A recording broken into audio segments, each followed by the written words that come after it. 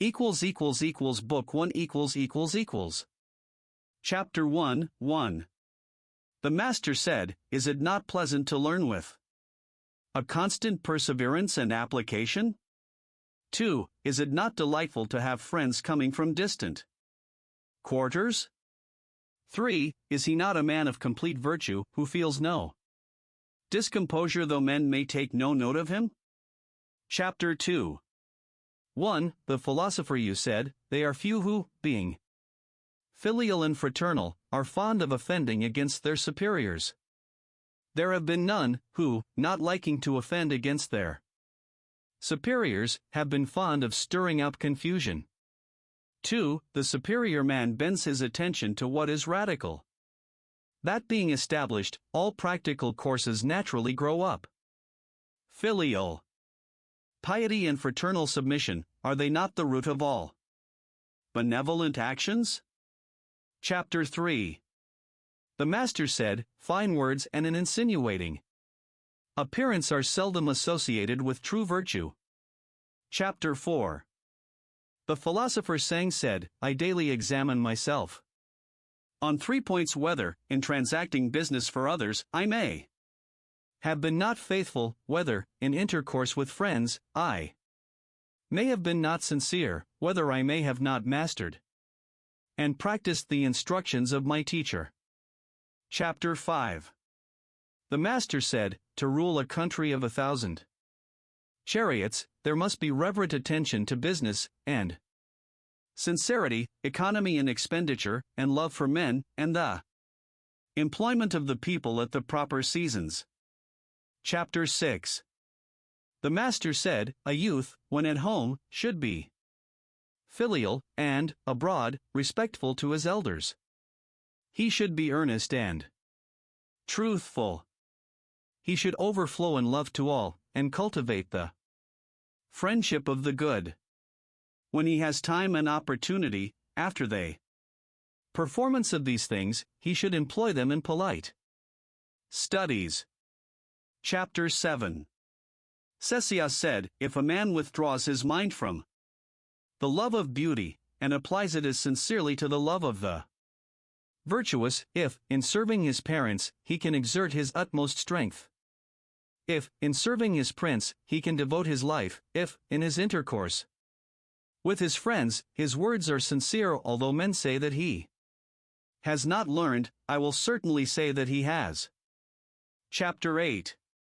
1. The Master said, If the scholar be not grave, he will not call forth any veneration, and his learning will not be solid. 2. Hold faithfulness and sincerity as first principles. 3. Have no friends not equal to yourself. 4. When you have faults, do not fear to abandon them. Chapter 9. The philosopher Sang said, Let there be a careful attention to perform the funeral rites to parents, and let them be followed when long gone with the ceremonies of sacrifice, then the virtue of the people will resume its proper excellence. Chapter 10, 1.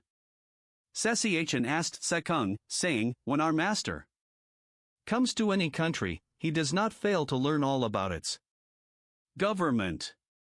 Does he ask his information? Or is it given to him? 2. Sekung said, Our master is benign, upright, courteous, temperate, and complaisant, and thus he gets his information. The master's mode of asking information, is it not different from that of other men? Chapter 11. The Master said, While a man's father is alive, look at the bent of his will; when his father is dead, look at his conduct. If for 3 years he does not alter from the way of his father, he may be called filial. Chapter 12. 1. The philosopher you said, in practicing the rules of propriety, a natural ease is to be prized in the ways prescribed by the ancient kings. This is the excellent quality, and in things small and great we follow them. 2. Yet it is not to be observed in all cases. If one, knowing how such ease should be prized, manifests it, without regulating it, By the rules of propriety, this likewise is not to be done. Chapter 13. The philosopher you said, when agreements are made according to what is right, what is spoken can be made good.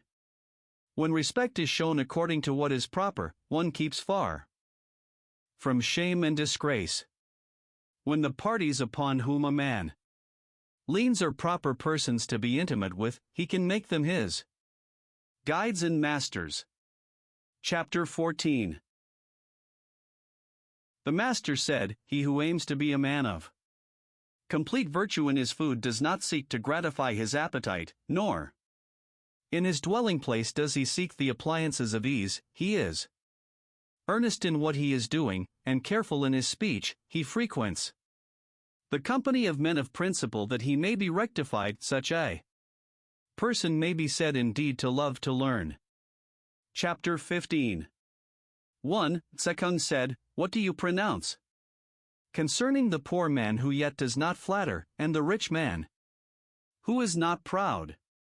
The master replied, they will do, but they are not equal to him, who, though poor, is yet cheerful, and to him, who, though rich, loves the rules of propriety. 2. Tsekung replied, it is said in the book of poetry, as you cut and then file, as you carve and then polish. The meaning is the same, I apprehend, as that which you have just expressed. 3. The master said, with one like Tsze, I can begin to talk about the odes. I told him one point, and he knew its proper sequence. Chapter 16. The master said, I will not be afflicted at men's not knowing me, I will be afflicted that I do not know men. Book 2 ====. Chapter 1. The master said, he who exercises government by means of his virtue may be compared to the North Polar Star, which keeps its place and all the stars turn towards it. Chapter 2. The master said, in the book of poetry are 300 pieces, but the design of them all may be embraced in one sentence, having no depraved thoughts. Chapter 3. 1. The master said, if the people be led by laws, and uniformity sought to be given them by punishments, they will try to avoid the punishment, but have no sense of shame. 2. If they be led by virtue, and uniformity sought to be given them by the rules of propriety, they will have the sense of shame, and moreover will become good. Chapter 4. 1. The master said, at 15, I had my mind bent on learning. 2. At 30, I stood firm. 3. At 40, I had no doubts. 4. At 50, I knew the decrees of heaven. 5. At 60, my ear was an obedient organ for the reception of truth.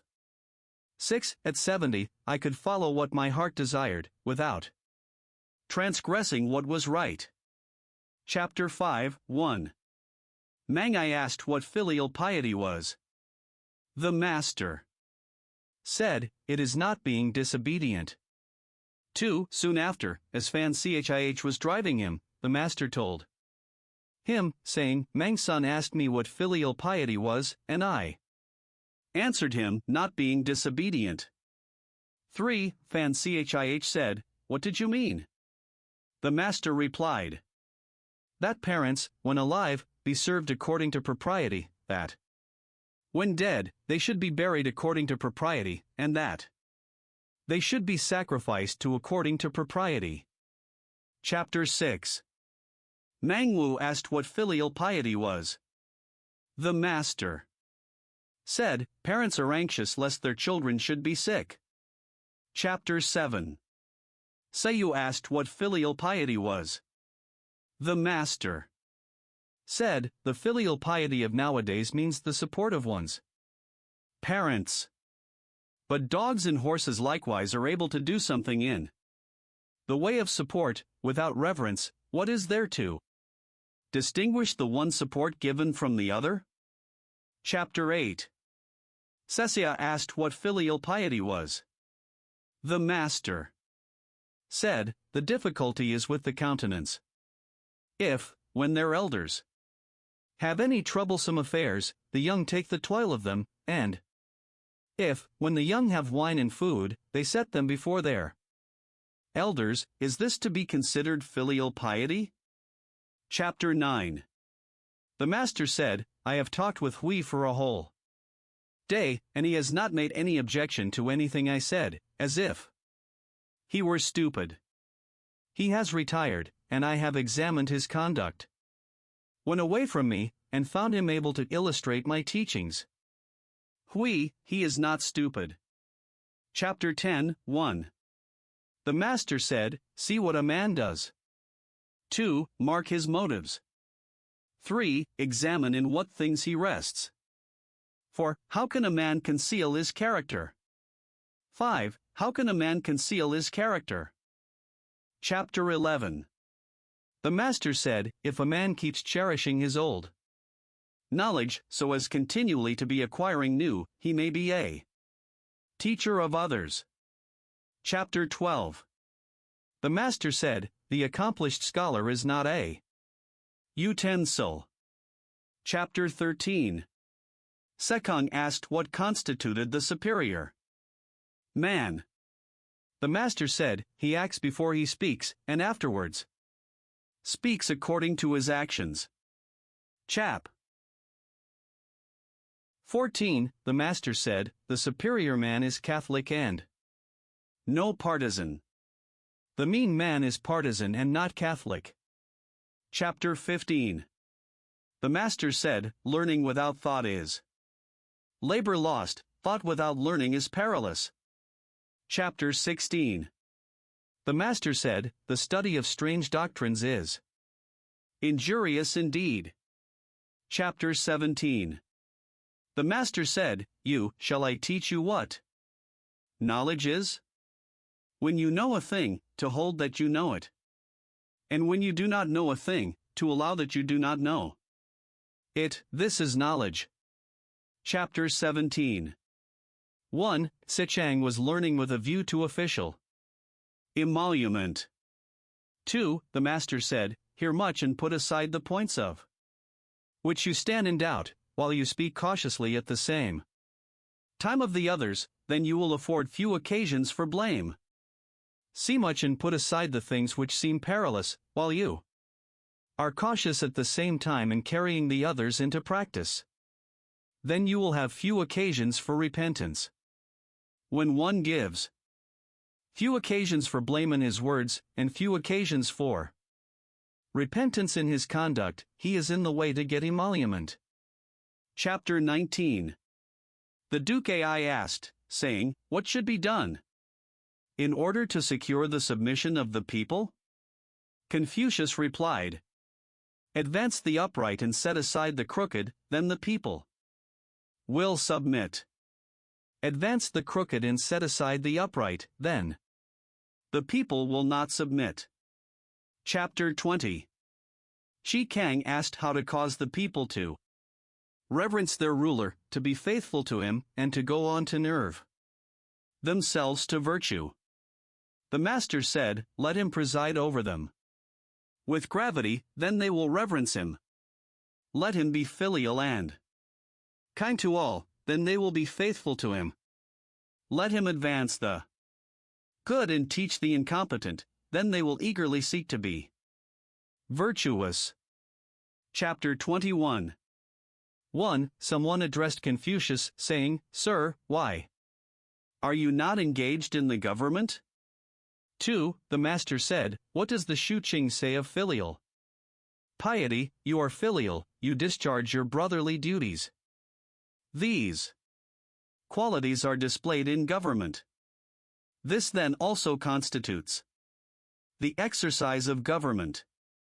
Why must there be that making one be in the government? Chapter 22. The master said, I do not know how a man without truthfulness is to get on.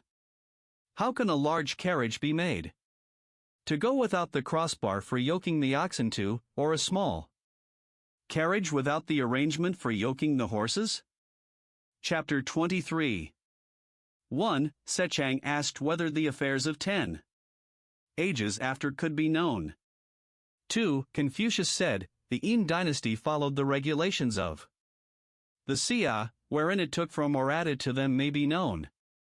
The Zhao dynasty has followed the regulations of Yin, wherein it took from or added to them may be known. Some other may follow the Zhao, but though it should be at the distance of 100 ages, its affairs may be known. Chapter 24. 1. The Master said, for a man to sacrifice to a spirit which does not belong to him is flattery. 2. To see what is right and not to do it is want of courage. Book 3 == Chapter 1. Confucius said of the head of the Qi family, who had 8 rows of pantomimes in his area, if he can bear to do this, what may he not bear to do? Chapter 2. The 3 families used the Yung ode, while the vessels were being removed, at the conclusion of the sacrifice. The Master said, assisting are the princes, the Son of Heaven looks profound and grave. What application can these words have in the hall of the 3 families? Chapter 3. The Master said, if a man be without the virtues proper to humanity, what has he to do with the rights of propriety? If a man be without the virtues proper to humanity, what has he to do with music? Chapter 4. 1. Lin Fang asked what was the first thing to be attended to in ceremonies. 2. The Master said, a great question indeed. 3. In festive ceremonies, it is better to be sparing than extravagant. In the ceremonies of mourning, it is better that there be deep sorrow than a minute attention to observances. Chapter 5. The Master said, the rude tribes of the East and North have their princes, and are not like the states of our great land which are without them. Chapter 6. The chief of the Qi family was about to sacrifice to the Tai mountain. The Master said to Zanyu, can you not save him from this? He answered, I cannot. Confucius said, alas! Will you say that the Tai mountain is not so discerning as Lin Fang? Chapter 7. The Master said, the student of virtue has no contentions. If it be said he cannot avoid them, shall this be in archery? But he bows complacently to his competitors, thus he ascends the hall, descends, and exacts the forfeit of drinking. In his contention, he is still the Chunse. Chapter 8. 1. Cecilia asked, saying, what is the meaning of the passage, the pretty dimples of her artful smile, the well defined black and white of her eye, the plain ground for the colors? 2. The Master said, the business of laying on the colors follows the preparation of the plain ground. 3. Ceremonies then are a subsequent thing? The Master said, it is Shang who can bring out my meaning. Now I can begin to talk about the odes with him. Chapter 9. The Master said, I could describe the ceremonies of the Xia dynasty, but she cannot sufficiently attest my words. I could describe the ceremonies of the Yin dynasty, but some cannot sufficiently attest my words. They cannot do so, because of the insufficiency of their records and wise men. If those were sufficient, I could adduce them in support of my words. Chapter 10. The Master said, at the great sacrifice, after the pouring out of the libation, I have no wish to look on. Chapter 11. Someone asked the meaning of the great sacrifice. The Master said, I do not know. He who knew its meaning would find it as easy to govern the kingdom as to look on this, pointing to his palm. Chapter 12. 1. He sacrificed to the dead, as if they were Present. He sacrificed to the spirits, as if the spirits were present. 2. The master said, I consider my not being present at the sacrifice, as if I did not sacrifice. Chapter 13. 1. Wang Sun Xia asked, saying, What is the meaning of the saying, it is better to pay court to the furnace than to the southwest corner? 2. The master said, Not so. He who offends against heaven has none to whom he can pray. Chapter 14. The master said, Chao had the advantage of viewing the two past dynasties. How complete and elegant are its regulations. I follow Chao. Chapter 15. The master, when he entered the grand temple, asked about everything. Someone said, Who will say that the son of the man of Chao knows the rules of propriety? He has entered the grand temple and asks about everything. The master heard the remark and said, This is a rule of propriety. Chapter 16. The master said, In archery it is not going through the leather, which is the principal thing, because people's strength is not equal. This was the old way. Chapter 17. 1. Sekung wished to do away with the offering of a sheep connected with the inauguration of the first day of each month. 2. The master said, TSE, you love the sheep, I love the ceremony. Chapter 17. The master said, The full observance of the rules of propriety in serving one's prince is accounted by people to be flattery. Chapter 19. The Duke Ting asked how a prince should employ his ministers, and how ministers should serve their prince. Confucius replied, A prince should employ his minister according to the rules of propriety. Ministers should serve their prince with faithfulness. Chapter 20. The master said, The Quan Tzu is expressive of enjoyment without being licentious, and of grief without being hurtfully excessive. Chapter 21. 1. The Duke Ai asked Saiwa about the altars of the spirits of the land. Saiwa replied, The Xia sovereign planted the pine tree about them, the men of the Yin planted the cypress, and the men of the Chao planted the chestnut tree, meaning thereby to cause the people to be in awe.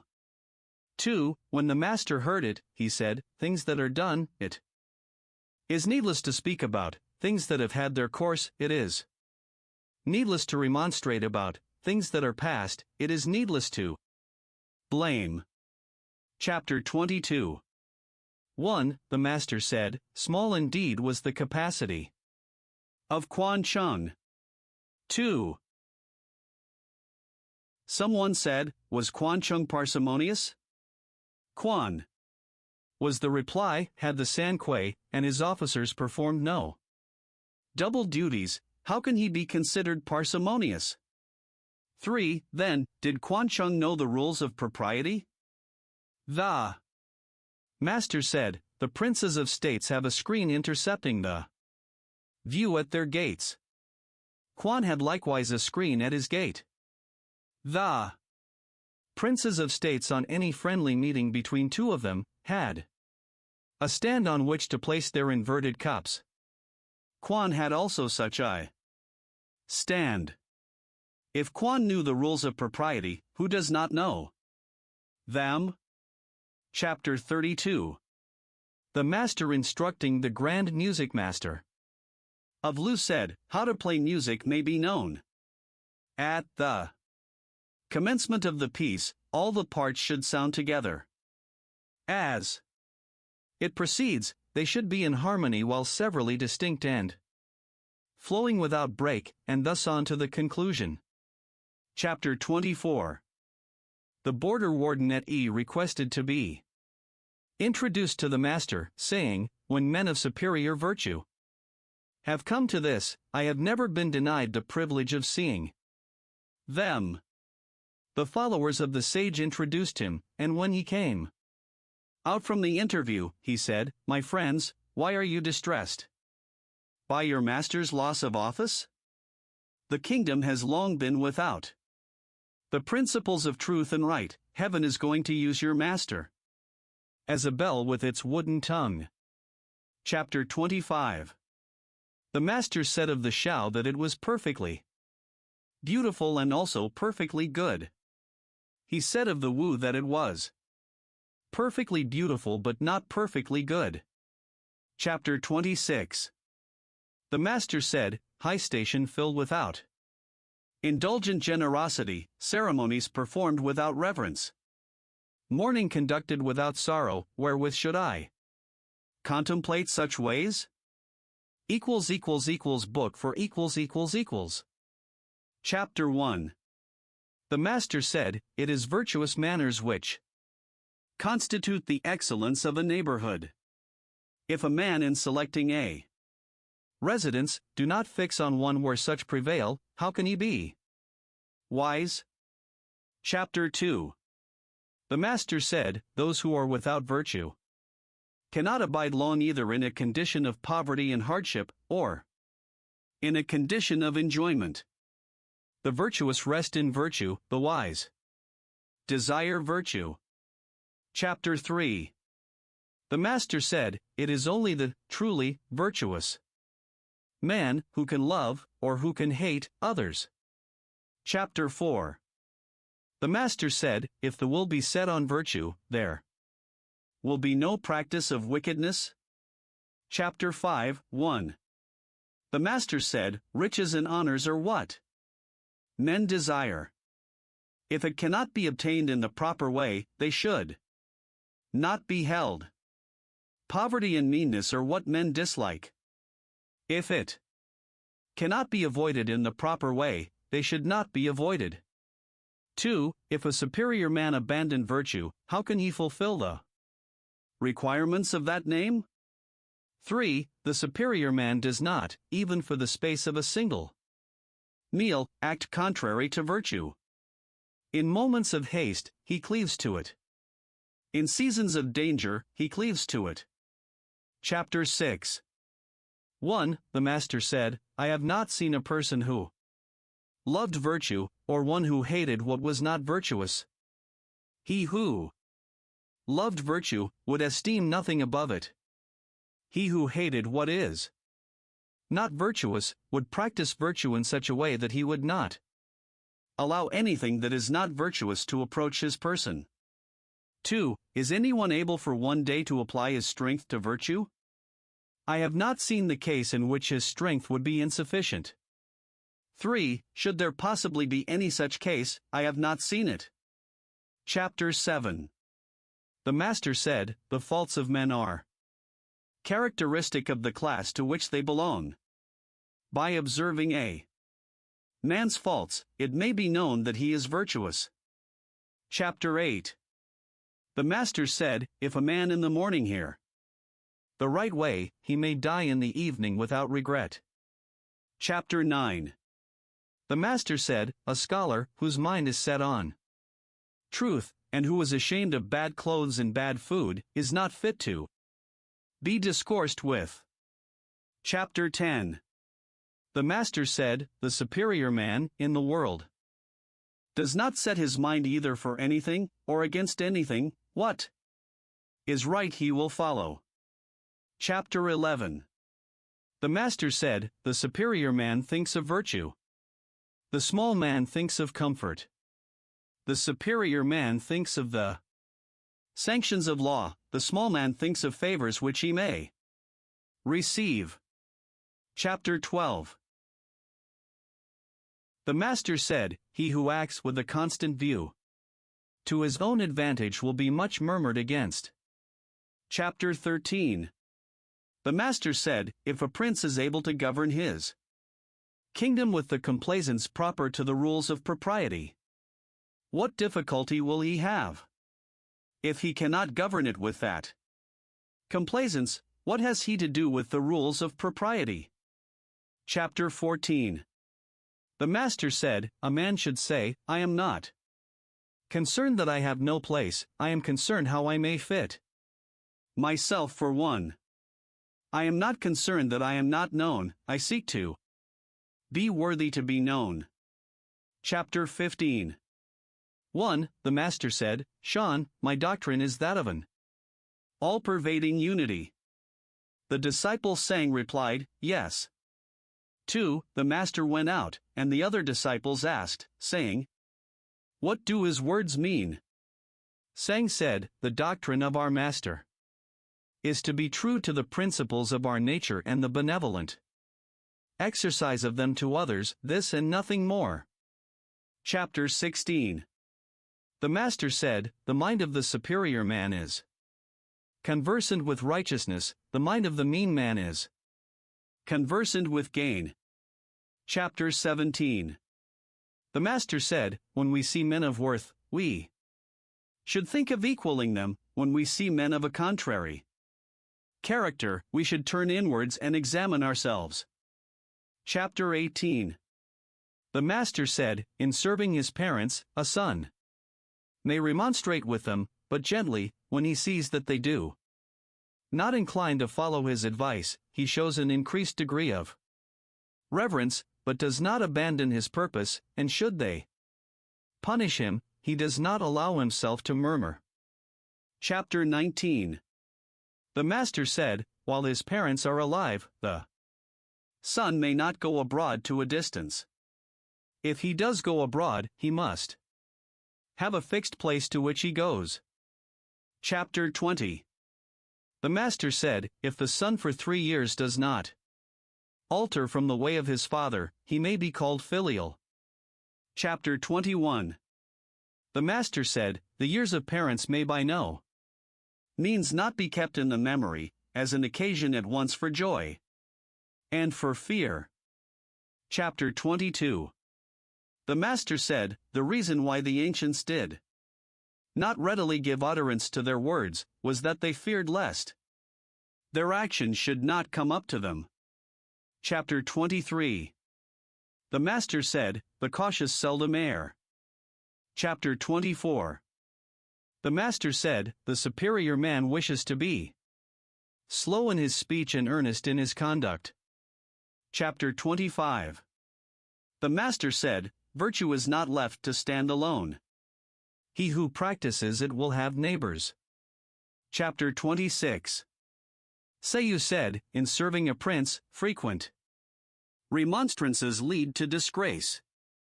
Between friends, frequent reproofs make the friendship distant. Book 5 Chapter 1. The Master said of Kun Yi Chang that he might be wived, although he was put in bonds, he had not been guilty of any crime. Accordingly, he gave him his own daughter to wife. 2. Of Nan Young he said that if the country were well governed, he would not be out of office, and if it were ill governed, he would escape punishment and disgrace.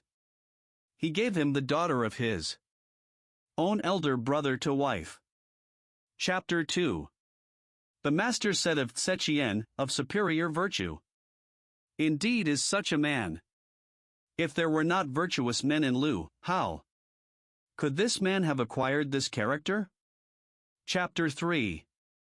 Sekong asked, What do you say of me, Tse? The Master said, You are a utensil. What utensil? A gemmed sacrificial utensil. Chapter 4. 1. Someone said, Young is truly virtuous, but he is not ready with his tongue. 2. The Master said, What is the good of being ready with the tongue? They who encounter men with smartnesses of speech for the most part procure themselves hatred. I know not whether he be truly virtuous, but why should he show readiness of the tongue? Chapter 5. The Master was wishing Chi Tiao Kai to enter on official employment. He replied, I am not yet able to rest in the assurance of this. The Master was pleased. Chapter 6. The master said, My doctrines make no way. I will get upon a raft, and float about on the sea.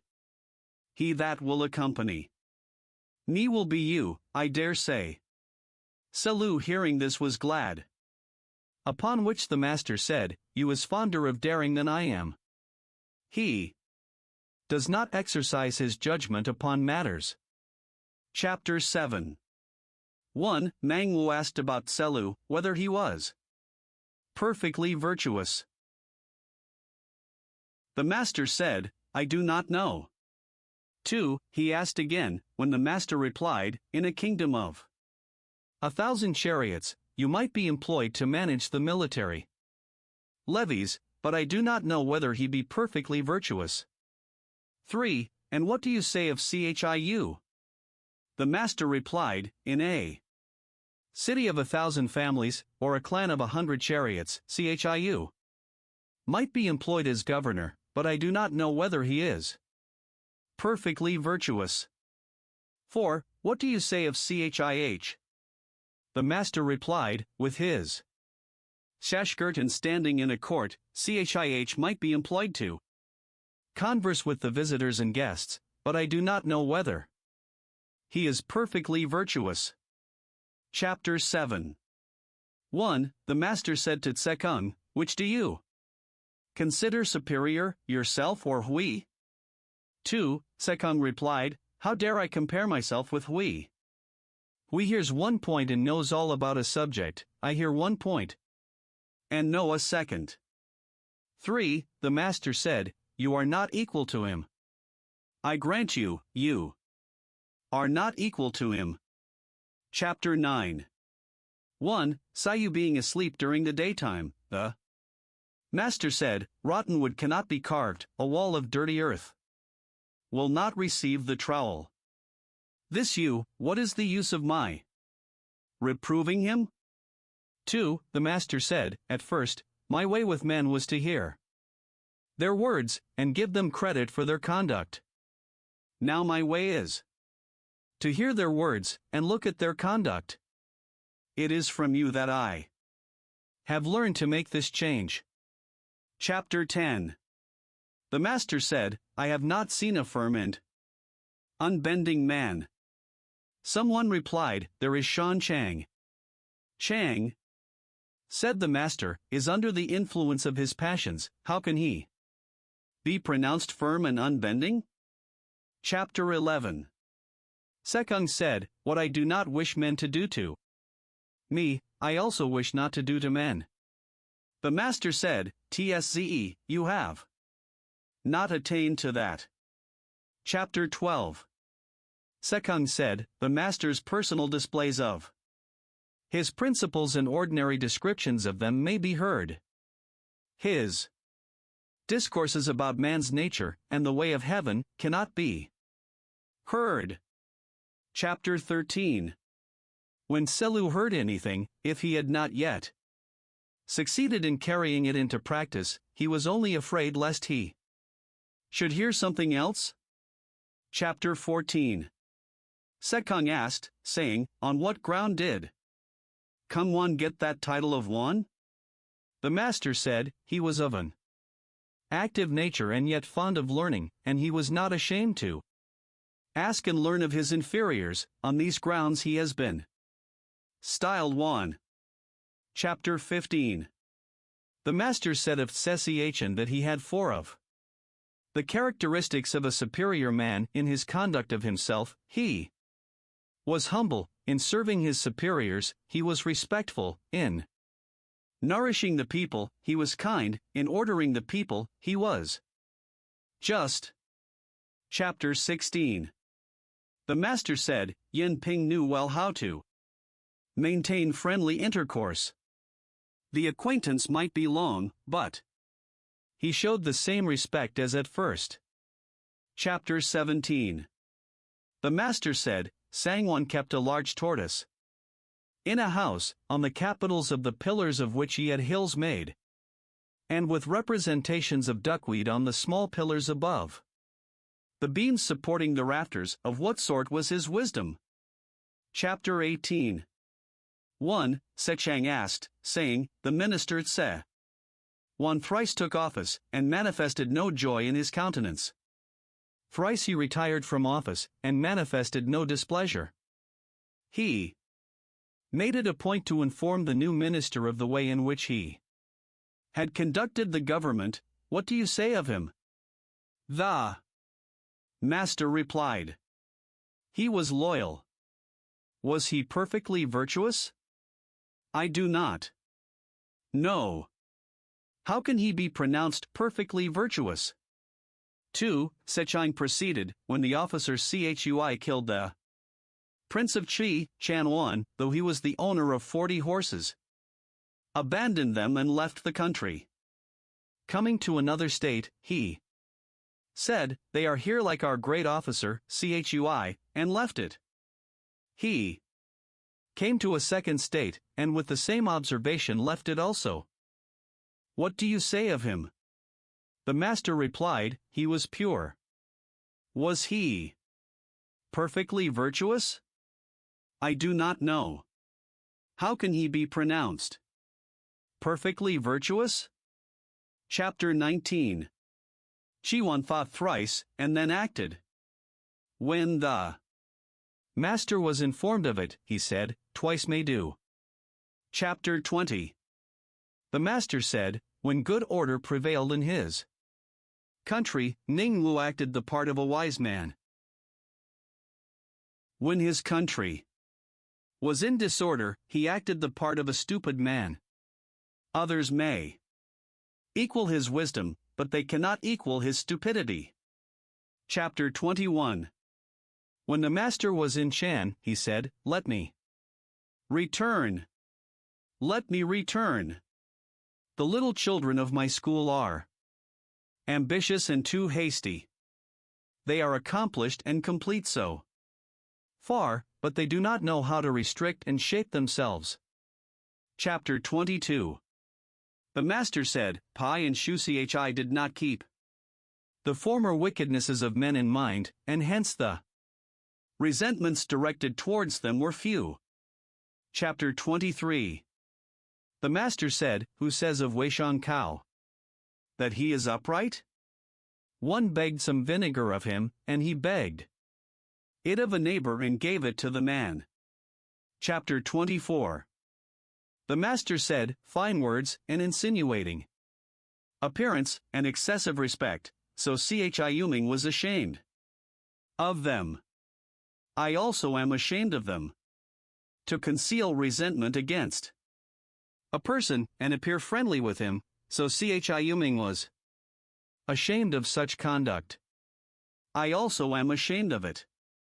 Chapter 25. 1. Yen Yuan and Shi Lu being by his side, the master said to them, come, let each of you tell his wishes. 2. Tse Lu said, I should like, having chariots and horses, and light fur dresses, to share them with my friends, and though they should spoil them, I would not be displeased. 3. Yin Yuan said, I should like not to boast of my excellence, nor to make a display of my meritorious deeds. For Tse Lu then said, I should like, sir, to hear your wishes. The master said, they are, in regard to the aged, to give them rest.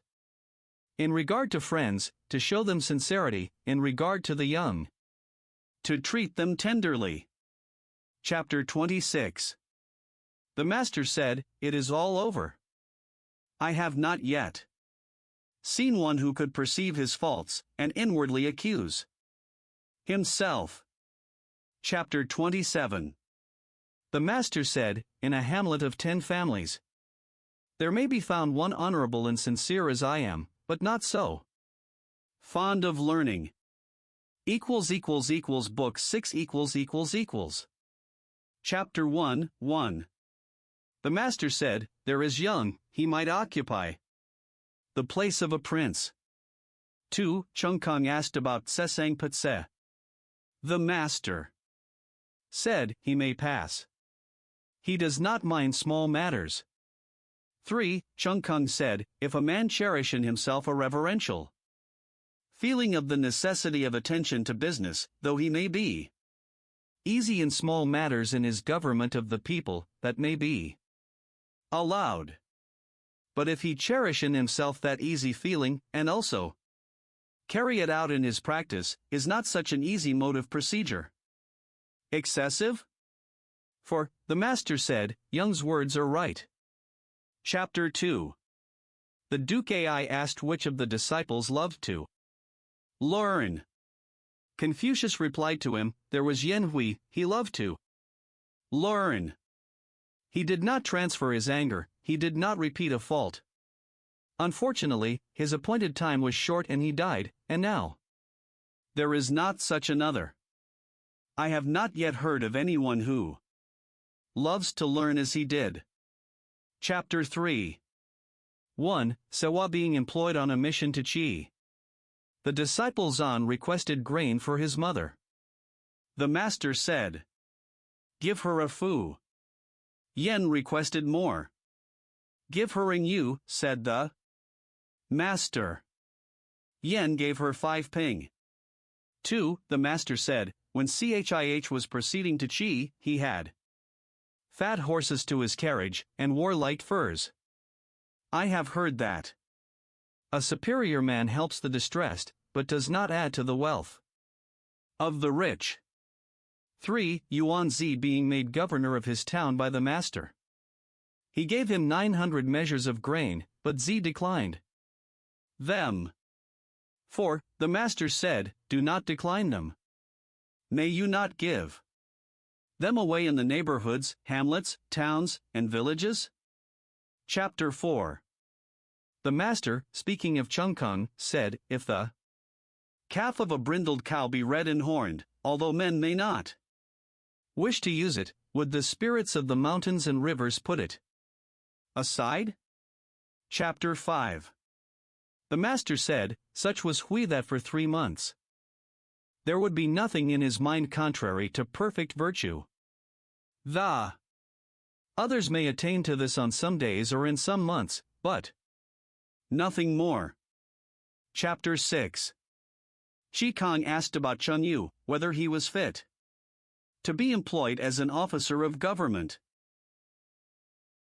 The master said, Yu is a man of decision, what difficulty would he find in being an officer of government? Kang asked, is Tsze fit to be employed as an officer of government, and was answered, Tsze is a man of intelligence, what difficulty would he find in being an officer of government? And to the same question about Chiu the master gave the same reply, saying, Chiu is a man of various ability. Chapter 7. The chief of the Qi family sent to ask Min Se Chen to be governor of Pai. Min Se Chen said, decline the offer. For me politely. If anyone come again to me with a second invitation, I shall be obliged to go and live on the banks of the 1. Chapter 8. Pagno being ill, the master went to ask for him. He took hold of his hand through the window, and said, it is killing him. It is the appointment of heaven, alas! That such a man should have such a sickness. That such a man should have such a sickness. Chapter 9. The master said, admirable indeed was the virtue of Hui. With a single bamboo dish of rice, a single gourd dish of drink, and living in his mean narrow lane, while others could not have endured the distress, he did not allow his joy to be affected by it. Admirable indeed was the virtue of Hui. Chapter 10. Yen Chiu said, it is not that I do not delight in your doctrines, but my strength is insufficient. The master said, those whose strength is insufficient give over in the middle of the way. But now you limit yourself. Chapter 11. The master said to Tsesia, do you be a scholar? After the style of the superior man, and not after that of the mean man. Chapter 12. Seiyu being governor of Wuxiechang, the master said to him, have you got good men there? He answered, there is. Tan Tai Niaming, who never in walking takes a shortcut, and never comes to my office, excepting on public business. Chapter 13. The master said, Mang Chi Fan does not boast of his merit being in the rear on an occasion of flight. When they were about to enter the gate, he whipped up his horse, saying, It is not that I dare to be last. My horse would not advance. Chapter 14. The master said, without the specious speech of the litanies too and the beauty of the Prince Chow of Sung, it is difficult to escape in the present age. Chapter 15. The master said, Who can go out but by the door? How is it that men will not walk according to these ways? Chapter 16. The master said, Where the solid qualities are in excessive accomplishments, we have rusticity. Where the accomplishments are in excess of the solid qualities, we have the manners of a clerk.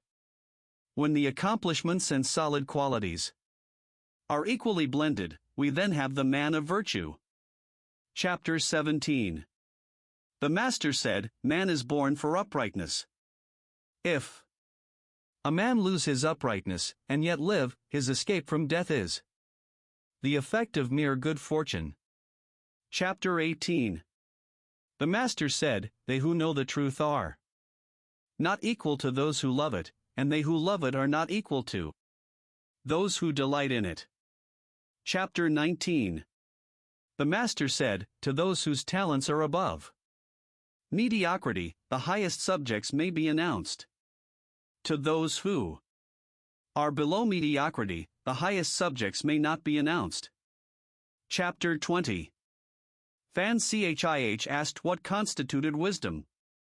The master said, To give oneself earnestly to the duties due to men, and, while respecting spiritual beings, to keep aloof from them may be called wisdom.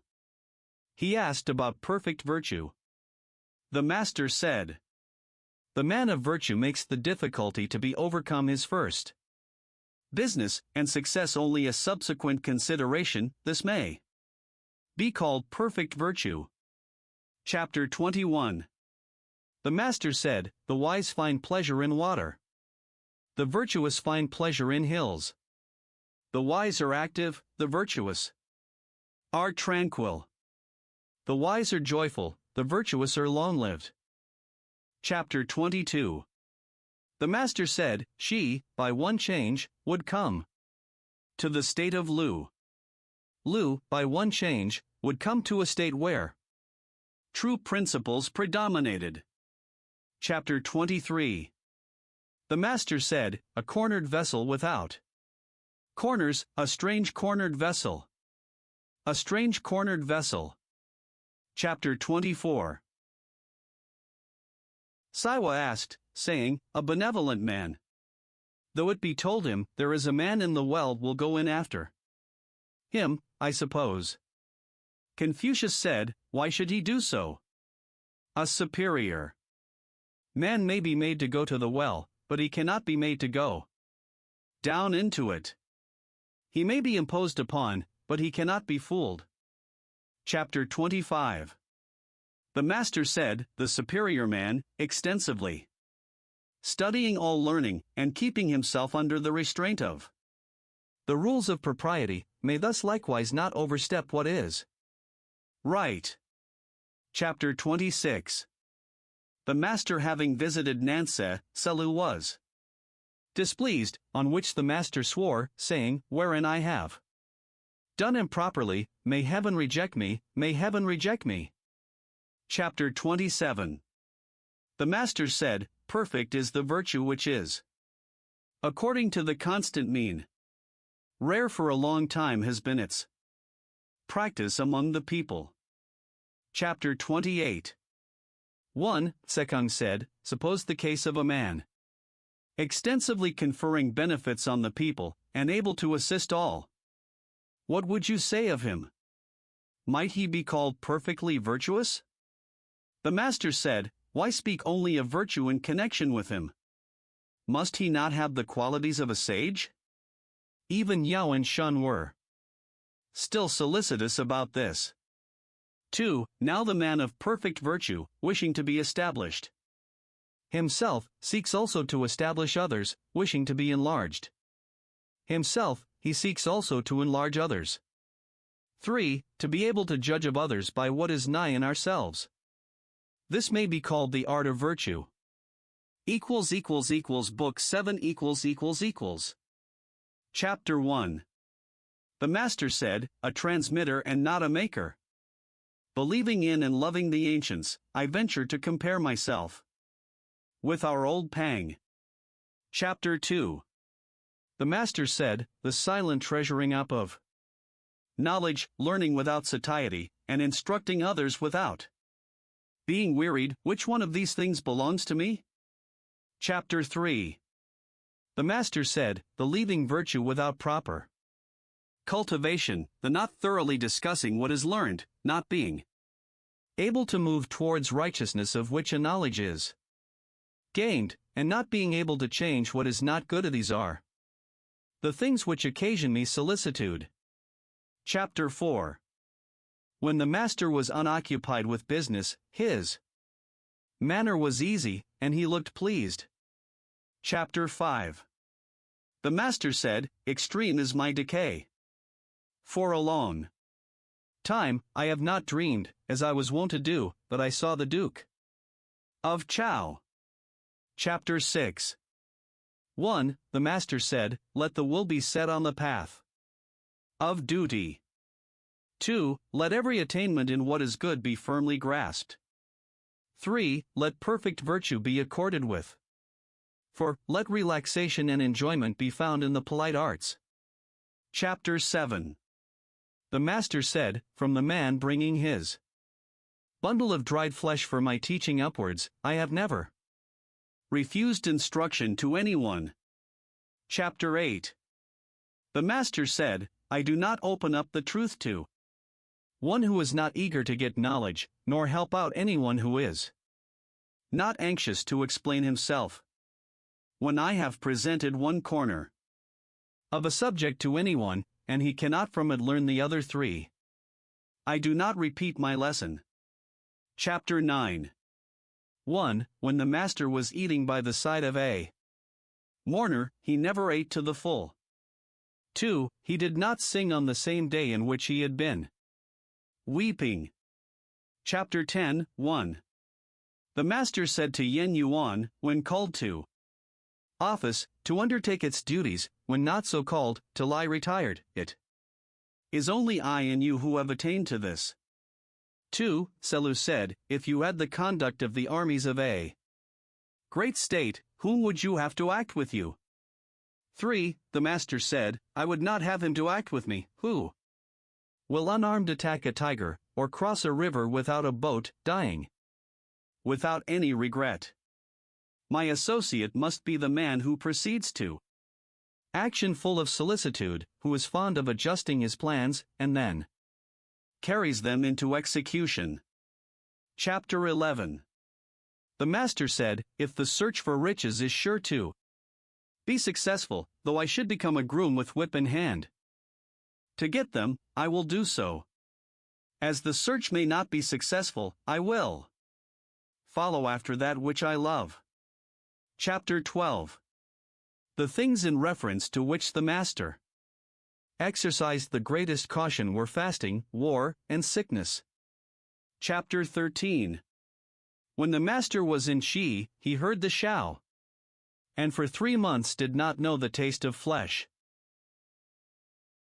I did not think, he said, that music could have been made so excellent as this. Chapter 14. 1. Yen Yu said, is our Master for the ruler of Wei? Sekung said, oh, I will ask him. 2. He went in accordingly, and said, what sort of men were Pi and Shu Chi? They were ancient worthies, said the Master. Did they have any repinings because of their course? The Master again replied, they sought to act virtuously, and they did so. What was there for them to repine about? On this, Sekon went out and said, Our master is not for him. Chapter 15. The master said, With coarse rice to eat, with water to drink, and my bended arm for a pillow, I have still joy in the midst of these things. Riches and honors acquired by unrighteousness are to me as a floating cloud. Chapter 16. The master said, If some years were added to my life, I would give 50 to the study of the Yi, and that I might come to be without great faults. Chapter 17. The master's frequent themes of discourse were the odes, the history, and the maintenance of the rules of propriety. On all these he frequently discoursed. Chapter 18. 1. The Duke of She asked Selu about Confucius, and Selu did not answer him. 2. The master said, Why did you not say to him, He is simply a man who in his eager pursuit of knowledge forgets his food, who in the joy of its attainment forgets his sorrows, and who does not perceive that old age is coming on? Chapter 19. The master said, I am not one who was born in the possession of knowledge, I am one who was fond of antiquity, and earnest in seeking it there. Chapter 20. The subjects on which the master did not talk were extraordinary things, feats of strength, disorder, and spiritual beings. Chapter 21. The master said, When I walk along with two others, they may serve me as my teachers. I will select their good qualities and follow them, their bad qualities and avoid them. Chapter 22. The master said, Heaven produced the virtue that is in me. Huan Tue, what can he do to me? Chapter 23. The master said, Do you think, my disciples, that I have any concealments? I conceal nothing from you. There is nothing which I do that is not shown to you, my disciples, that is my way. Chapter 24. There were 4 things which the master taught: letters, ethics, devotion of soul, and truthfulness. Chapter 25. 1. The master said, A sage it is not mine to see. Could I see a man of real talent and virtue, that would satisfy me? 2. The master said, A good man it is not mine to see. Could I see a man possessed of constancy, that would satisfy me? 3. Having not and yet affecting to have, empty and yet affecting to be full, straitened and yet affecting to be at ease, it is difficult with such characteristics to have constancy. Chapter 26. The master angled, but did not use a net. He shot, but not at birds perching. Chapter 27. The master said, There may be those who act without knowing why. I do not do so. Hearing much and selecting what is good and following it, seeing much and keeping it in memory, or this is the second style of knowledge. Chapter 28. 1. It was difficult to talk, profitably and reputably, with the people of Huxiang, and a lad of that place. Having had an interview with the master, the disciples doubted. 2. The master said, I admit people's approach to me without committing myself as to what they may do when they have retired. Why must one be so severe? If a man purify himself to wait upon me, I receive him so purified, without guaranteeing his past conduct. Chapter 29. The master said, Is virtue a thing remote? I wish to be virtuous, and lo, virtue is at hand. Chapter 30. 1. The minister of crime of Chan asked whether the Duke Chao knew propriety, and Confucius said, he knew propriety. 2. Confucius having retired, the minister bowed to Wu Ma Chi to come forward, and said, I have heard that the superior man is not a partisan. May the superior man be a partisan also? The prince married a daughter of the house of Wu, of the same surname with himself, and called her the elder Tsai of Wu. If the prince knew propriety, who does not know it? 3. Wu Machi reported these remarks, and the master said, I am fortunate. If I have any errors, people are sure to know them. Chapter 31. When the master was in company with a person who was singing, if he sang well, he would make him repeat the song, while he accompanied it with his own voice. Chapter 32. The master said, in letters I am perhaps equal to other men, but the character of the superior man, carrying out in his conduct what he professes, is what I have not yet attained to. Chapter 33. The master said, the sage and the man of perfect virtue, how dare I rank myself with them? It may simply be said of me, that I strive to become such without satiety, and teach others without weariness. Confucius said, this is just what we, the disciples, cannot imitate you in. Chapter 34. The master being very sick, Selu asked leave to pray for him. He said, may such a thing be done? Selu replied, it may. In the eulogies it is said, prayer has been made for thee to the spirits of the upper and lower worlds. The master said, my praying has been for a long time. Chapter 35. The master said, extravagance leads to insubordination, and parsimony to meanness. It is better to be mean than to be insubordinate. Chapter 36. The master said, the superior man is satisfied and composed, the mean man is always full of distress. Chapter 37. The master was mild, and yet dignified, majestic, and yet not fierce, respectful, and yet easy. Book 8 == Chapter 1. The master said, Taipa may be said to have reached the highest point of virtuous action. Thrice he declined the kingdom, and the people in ignorance of his motives could not express their approbation of his conduct. Chapter 2. 1. The master said, respectfulness, without the rules of propriety, becomes laborious bustle, carefulness, without the rules of propriety, becomes timidity, boldness, without the rules of propriety, becomes insubordination, straightforwardness. Without the rules of propriety, becomes rudeness. 2. When those who are in high stations perform well all their duties to their relations, the people are aroused to virtue. When old friends are not neglected by them, the people are preserved from meanness. Chapter 3.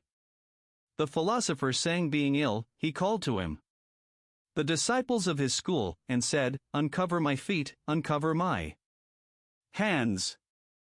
It is said in the book of poetry, we should be apprehensive and cautious, as if on the brink of a deep gulf, as if treading on thin ice, and so have I been. Now and hereafter, I know my escape from all injury to my person, O ye, my little children. Chapter 4. 1. The philosopher sang being ill, Meng Chang went to ask how he was. 2. Sang said to him, when a bird is about to die, its notes are mournful, when a man is about to die, his words are good. 3. There are 3 principles of conduct which the man of high rank should consider specially important, that in his deportment and manner he keep from violence and heedlessness, that in regulating his countenance he keep near to sincerity, and that in his words and tones he keep far from lowness and impropriety. As to such matters as attending to the sacrificial vessels, there are the proper officers for them. Chapter 5. The philosopher sang said, gifted with ability, and yet putting questions to those who were not so, possessed of much and yet putting questions to those possessed of little, having, as though he had not, full, and yet counting himself as empty. Offended against, and yet entering into no altercation, formerly I had a friend who pursued this style of conduct. Chapter 6. The philosopher saying said, suppose that there is an individual who can be entrusted with the charge of a young orphan prince, and can be commissioned with authority over a state of 100 li, and whom no emergency however great can drive from his principles. Is such a man a superior man? He is a superior man indeed. Chapter 7. 1. The philosopher saying said, the officer may not be without breadth of mind and vigorous endurance. His burden is heavy and his course is long. 2. Perfect virtue is the burden which he considers it is his to sustain. Is it not heavy? Only with death does his course stop. Is it not long? Chapter 8. 1. The master said, it is by the odes that the mind is aroused. 2. It is by the rules of propriety that the character is established. 3. It is from music that the finish is received. Chapter 9. The master said, the people may be made to follow a path of action, but they may not be made to understand it. Chapter 10. The master said, the man who is fond of daring and is dissatisfied with poverty will proceed to insubordination. So will the man who is not virtuous, when you carry your dislike of him to an extreme. Chapter 11. The master said, though a man have abilities as admirable as those of the Duke of Chow, yet if he be proud and niggardly, those other things are really not worth being looked at. Chapter 12. The master said, it is not easy to find a man who has learned for 3 years without coming to be good. Chapter 13. 1. The master said, with sincere faith he unites the love of learning, holding firm to death, he is perfecting the excellence of his course. 2. Such an one will not enter a tottering state, nor dwell in a disorganized one. When right principles of government prevail in the kingdom, he will show himself. When they are prostrated, he will keep concealed. 3. When a country is well governed, poverty and a mean condition are things to be ashamed of. When a country is ill governed, riches and honor are things to be ashamed of. Chapter 14. The master said, he who is not in any particular office has nothing to do with plans for the administration of its duties. Chapter 15. The master said, when the music master chief first entered on his office, the finish of the Quan Tzu was magnificent. How it filled the ears. Chapter 16. The master said, ardent and yet not upright, stupid and yet not attentive, simple and yet not sincere are such persons I do not understand. Chapter 17. The master said, learn as if you could not reach your object, and were always fearing also lest you should lose it. Chapter 18. The master said, how majestic was the manner in which Shun and you held possession of the empire, as if it were nothing to them. Chapter 19. 1. The master said, great indeed was Yao as a sovereign. How majestic was he! It is only heaven that is grand, and only Yao corresponded to it. How vast was his virtue! The people could find no name for it. 2. How majestic was he in the works which he accomplished! How glorious in the elegant regulations which he instituted! Chapter 20. 1. Shun had 5 ministers, and the empire was well governed. 2. King Wu said, I have 10 able ministers. 3. Confucius said, is not the saying that talents are difficult to find true? Only when the dynasties of Tang and Yu met were they more abundant than in this of Chao, yet there was a woman among them. The able ministers were no more than 9 men. For King Wan possessed 2 of the 3 parts of the empire, and with those he served the dynasty of Yin. The virtue of the House of Chao may be said to have reached the highest point. Indeed. Chapter 21. The master said, I can find no flaw in the character of you. He used himself coarse food and drink, but displayed the utmost filial piety towards the spirits.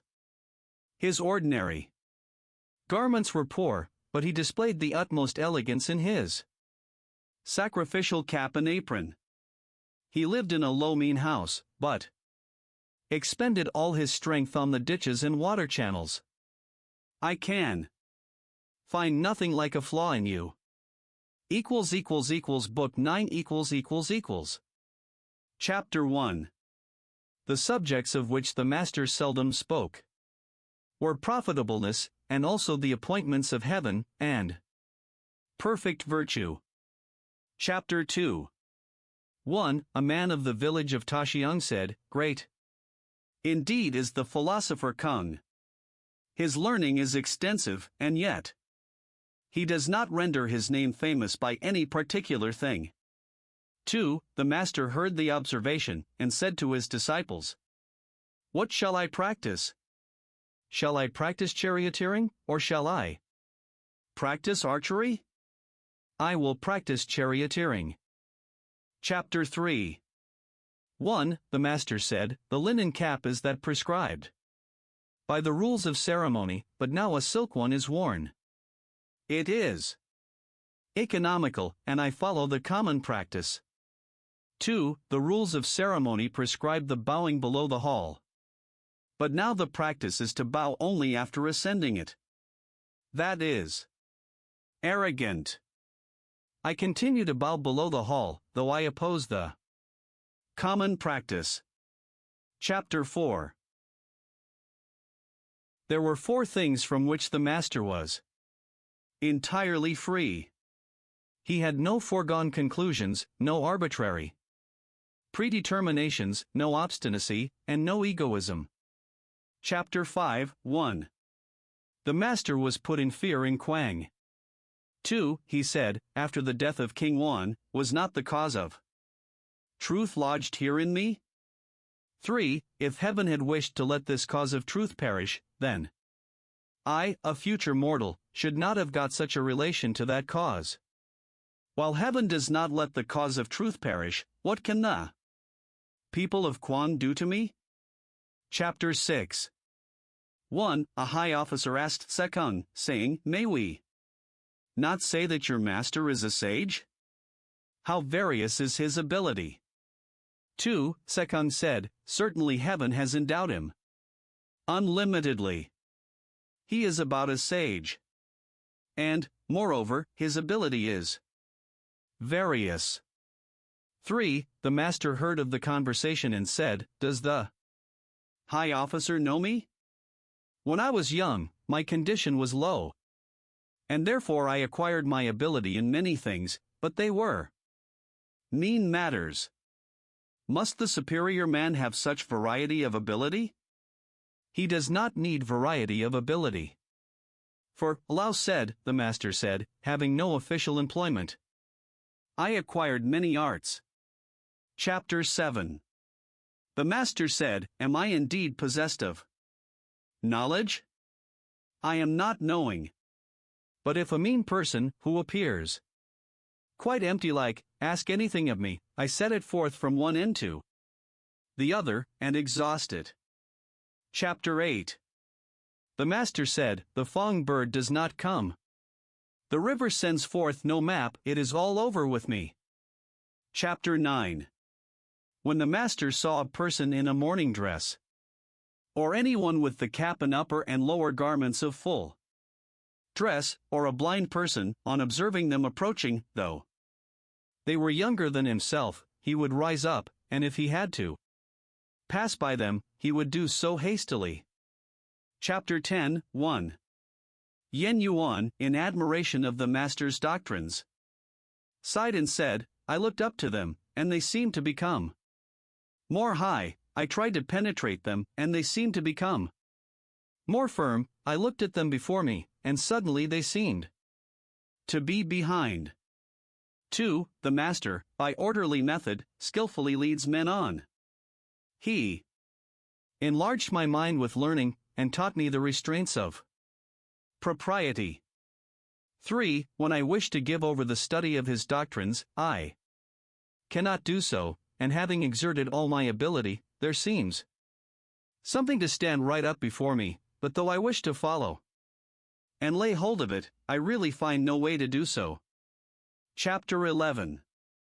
1. The master being very ill, Salu wished the disciples to act as ministers to him. 2. During a remission of his illness, he said, Long has the conduct of you been deceitful, by pretending to have ministers when I have them not. Whom should I impose upon? Should I impose upon heaven? 3. Moreover, than that I should die in the hands of ministers, is it not better that I should die in the hands of you, my disciples? And though I may not get a great burial, shall I die upon the road? Chapter 12. Sekung said, There is a beautiful gem here. Should I lay it up in a case and keep it? Or should I seek for a good price and sell it? The master said, Sell it. Sell it. But I would wait for one to offer the price. Chapter 13. 1. The master was wishing to go and live among the 9 wild tribes of the East. 2. Someone said, They are rude.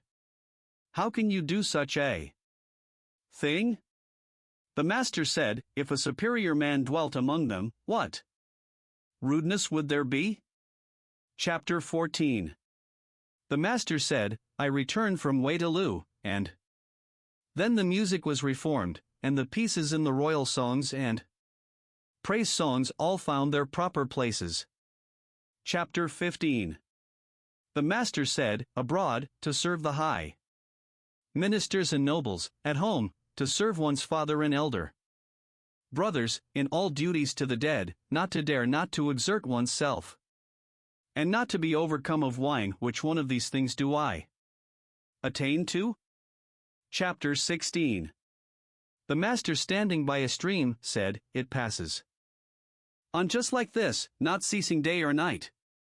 Chapter 17. The master said, I have not seen one who loves virtue as he loves beauty. Chapter 18. The master said, The prosecution of learning may be compared to what may happen in raising a mound. If there want but one basket of earth to complete the work, and I stop, the stopping is my own work. It may be compared to throwing down the earth on the level ground. Though but one basketful is thrown at a time, the advancing with it is my own going forward. Chapter 19. The master said, never flagging when I set forth anything to him, that is Hui. Chapter 20. The master said of Yen Yuan, Alas! I saw his constant advance. I never saw him stop in his progress. Chapter 21. The master said, There are cases in which the blade springs, but the plant does not go on to flower. There are cases where it flowers, but no fruit is subsequently produced. Chapter 22. The master said, A youth is to be regarded with respect.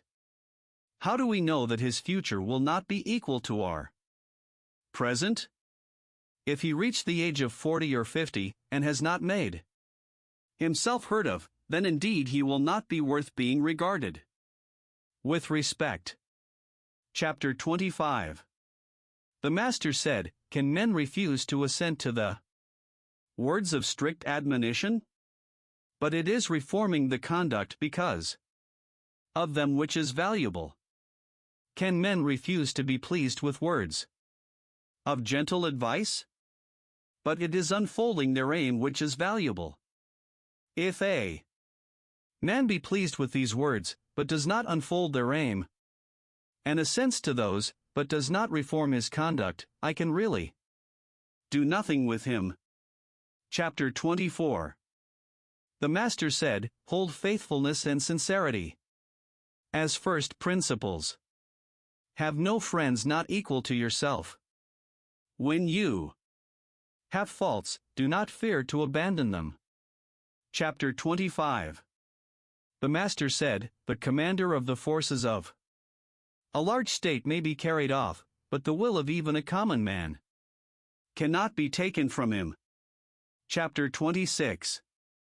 One, the Master said, dressed himself in a tattered robe quilted with hemp, yet standing by the side of men dressed in furs, and not ashamed.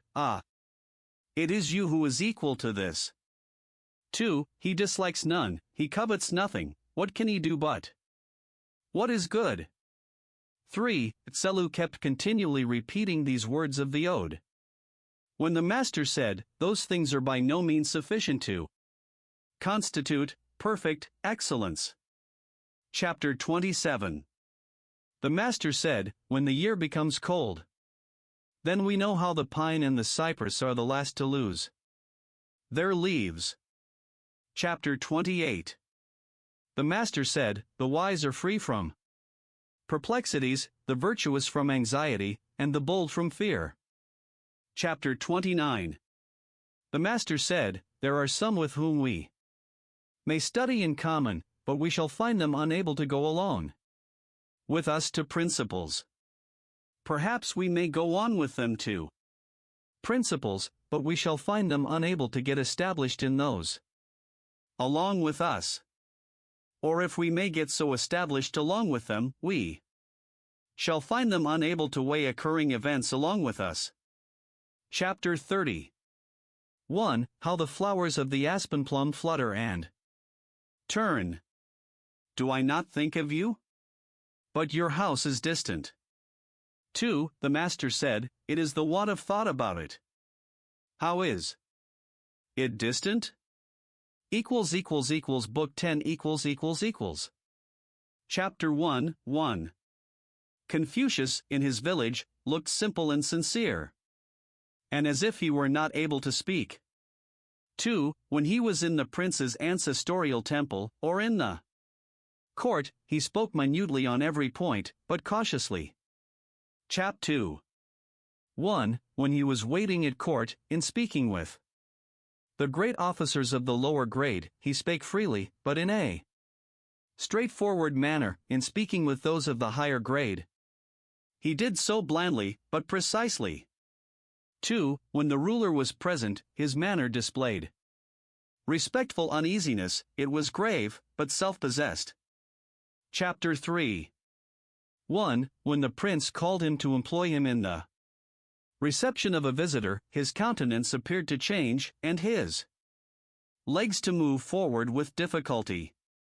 2. He inclined himself to the other officers among whom he stood, moving his left or right arm, as their position required, but keeping the skirts of his robe before and behind evenly adjusted. 3. He hastened forward, with his arms like the wings of a bird. 4. When the guest had retired, he would report to the prince, the visitor is not turning round any more. Chapter 4. 1. When he entered the palace gate, he seemed to bend his body, as if it were not sufficient to admit him. 2. When he was standing, he did not occupy the middle of the gateway. When he passed in or out, he did not tread upon the threshold. 3. When he was passing the vacant place of the prince, his countenance appeared to change, and his legs to bend under him, and his words came as if he hardly had breath to utter them. 4. He ascended the reception hall, holding up his robe with both his hands, and his body bent, holding in his breath also, as if he dared not breathe. 5. When he came out from the audience, as soon as he had descended one step, he began to relax his countenance, and had a satisfied look. When he had got to the bottom of the steps, he advanced rapidly to his place, with his arms like wings, and on occupying it, his manner still showed respectful uneasiness. Chapter 5, 1. When he was carrying the scepter of his ruler, he seemed to bend his body, as if he were not able to bear its weight. He did not hold it higher than the position of the hands in making a bow, nor lower than their position in giving anything to another. His countenance seemed to change, and look apprehensive, and he dragged his feet along as if they were held by something to the ground. 2. In presenting the presents with which he was charged, he wore a placid appearance. 3. At his private audience, he looked highly pleased. Chapter 6. 1. The superior man did not use a deep purple, or a puce color, in the ornaments of his dress. 2. Even in his undress, he did not wear anything of a red or reddish color. 3. In warm weather, he had a single garment either of coarse or fine texture, but he wore it displayed over an inner garment. 4. Over lamb's fur he wore a garment of black, over fawn's fur one of white, and over fox's fur one of yellow. 5. The fur robe of his undress was long, with the right sleeve short. 6. He required his sleeping dress to be half as long again as his body. 7. When staying at home, he used thick furs of the fox or the badger.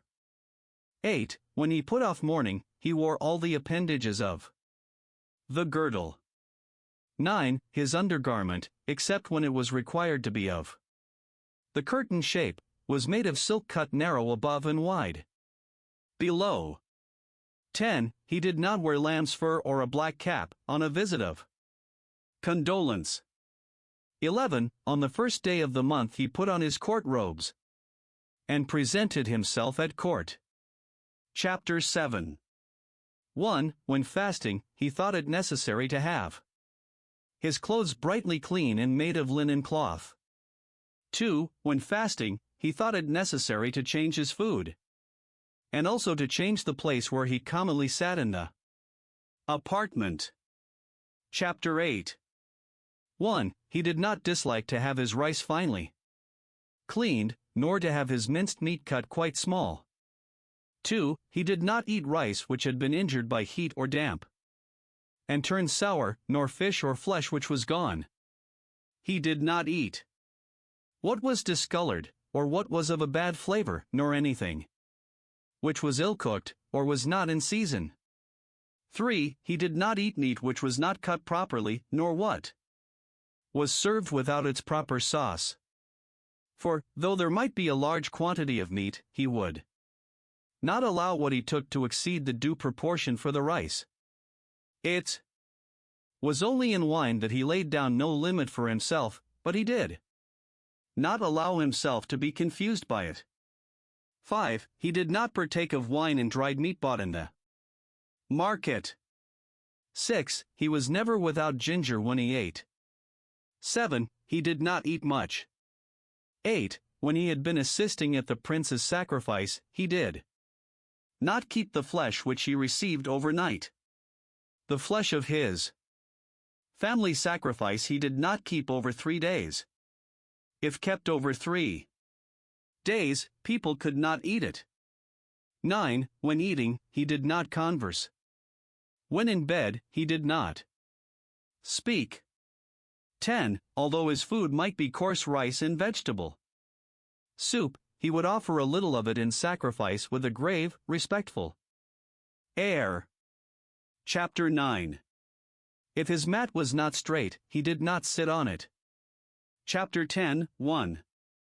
When the villagers were drinking together, on those who carried staffs going out, he went out immediately after. 2. When the villagers were going through their ceremonies to drive away pestilential influences, he put on his court robes and stood on the eastern steps. Chapter 11.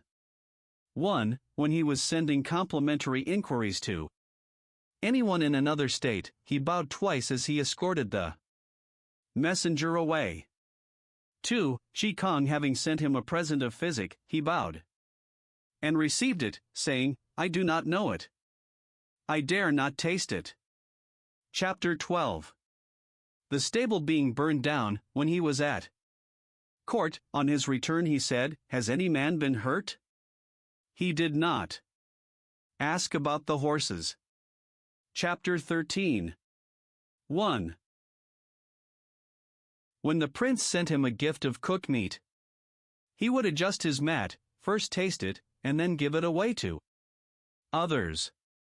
When the prince sent him a gift of undressed meat, he would have it cooked, and offer it to the spirits of his ancestors. When the prince sent him a gift of a living animal, he would keep it alive. 2. When he was in attendance on the prince and joining in the entertainment, the prince only sacrificed. He first tasted everything. 3. When he was ill and the prince came to visit him, he had his head to the east, made his court robes be spread over him, and drew his girdle across them. 4. When the prince's order called him, without waiting for his carriage to be yoked, he went at once. Chapter 14. When he entered the ancestral temple of the state, he asked about everything. Chapter 15. 1. When any of his friends died, if he had no relations who could be depended on for the necessary offices, he would say, I will bury him. 2. When a friend sent him a present, though it might be a carriage and horses, he did not bow. 3. The only present for which he bowed was that of the flesh of sacrifice. Chapter 16. 1. In bed, he did not lie like a corpse. At home, he did not put on any formal deportment. 2. When he saw anyone in a morning dress, though it might be an acquaintance, he would change countenance. When he saw anyone wearing the cap of full dress, or a blind person, though he might be in his undress, he would salute them in a ceremonious manner. 3. To any person in mourning he bowed forward to the crossbar of his carriage, he bowed in the same way to anyone bearing the tables of population. 4. When he was at an entertainment where there was an abundance of provisions set before him, he would change countenance and rise up. 5. On a sudden clap of thunder, or a violent wind, he would change countenance. Chapter 17. 1. When he was about to mount his carriage, he would stand straight, holding the cord. 2. When he was in the carriage, he did not turn his head quite round, he did not talk hastily, he did not point with his hands. Chapter 18. 1. Seeing the countenance, it instantly rises. It flies round, and by and by settles. 2. The master said, There is the hen pheasant on the hill bridge. At its season. At its season. Selu made a motion to it. Thrice it smelt him and then rose. Book 11 Chapter 1, 1. The master said, The men of former times, in the matters of ceremonies and music were rustics, it is said, while the men of these latter times, in ceremonies and music, are accomplished gentlemen. 2. If I have occasion to use those things, I follow the men of former times. Chapter 2. 1. The master said, Of those who were with me in Chan and Tsai, there are none to be found to enter my door. 2. Distinguished for their virtuous principles and practice. There were Yen Yuan, Min Sesiachian, Zan Pinyo, and Chung Kung. For their ability in speech, Saiwa and Sekung, for their admonies. Tradive talents, Zanyu and Chi Lu, for their literary acquirements. Seiyu and Sesia. Chapter 3. The master said, We gives me no assistance. There is nothing that I say in which he does not delight. Chapter 4. The master said, "Filial indeed is min session." Other people say nothing of him different from the report of his parents and brothers. Chapter 5. Nan Young was frequently repeating the lines about a white scepter stone. Confucius gave him the daughter of his elder brother to wife. Chapter 6. Shi Kong asked which of the disciples loved to learn. Confucius replied to him, there was Yen Hui, he loved to learn. Unfortunately, his appointed time was short, and he died. Now there is no one who loves to learn, as he did. Chapter 7. 1. When Yen Yuan died, Yen Lu begged the carriage of the master to sell and get an outer shell for his son's coffin. 2. The master said, everyone calls his son, whether he has talents or has not talents. There was Li, when he died, he had a coffin but no outer shell. I would not walk on foot to get a shell for him, because, having followed in the rear of the great officers, it was not proper that I should walk on foot. Chapter 8. When Yen Yuan died, the master said, alas! Heaven is destroying me. Heaven is destroying me. Chapter 9. 1. When Yen Yuan died, the master bewailed him exceedingly, and the disciples who were with him said, Master, your grief is excessive. 2. Is it excessive? Said he. 3. If I am not to mourn bitterly for this man, for whom should I mourn? Chapter 10. 1. When Yen Yuan died, the disciples wished to give him a great funeral, and the master said, you may not do so. 2. The disciples did bury him in great style.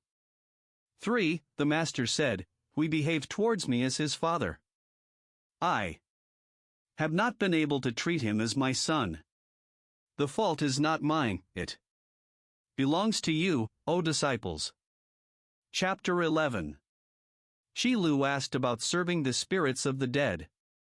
The master said, while you are not able to serve men, how can you serve their spirits? Shi Lu added, I venture to ask about death. He was answered, while you do not know life, how can you know about death? Chapter 12.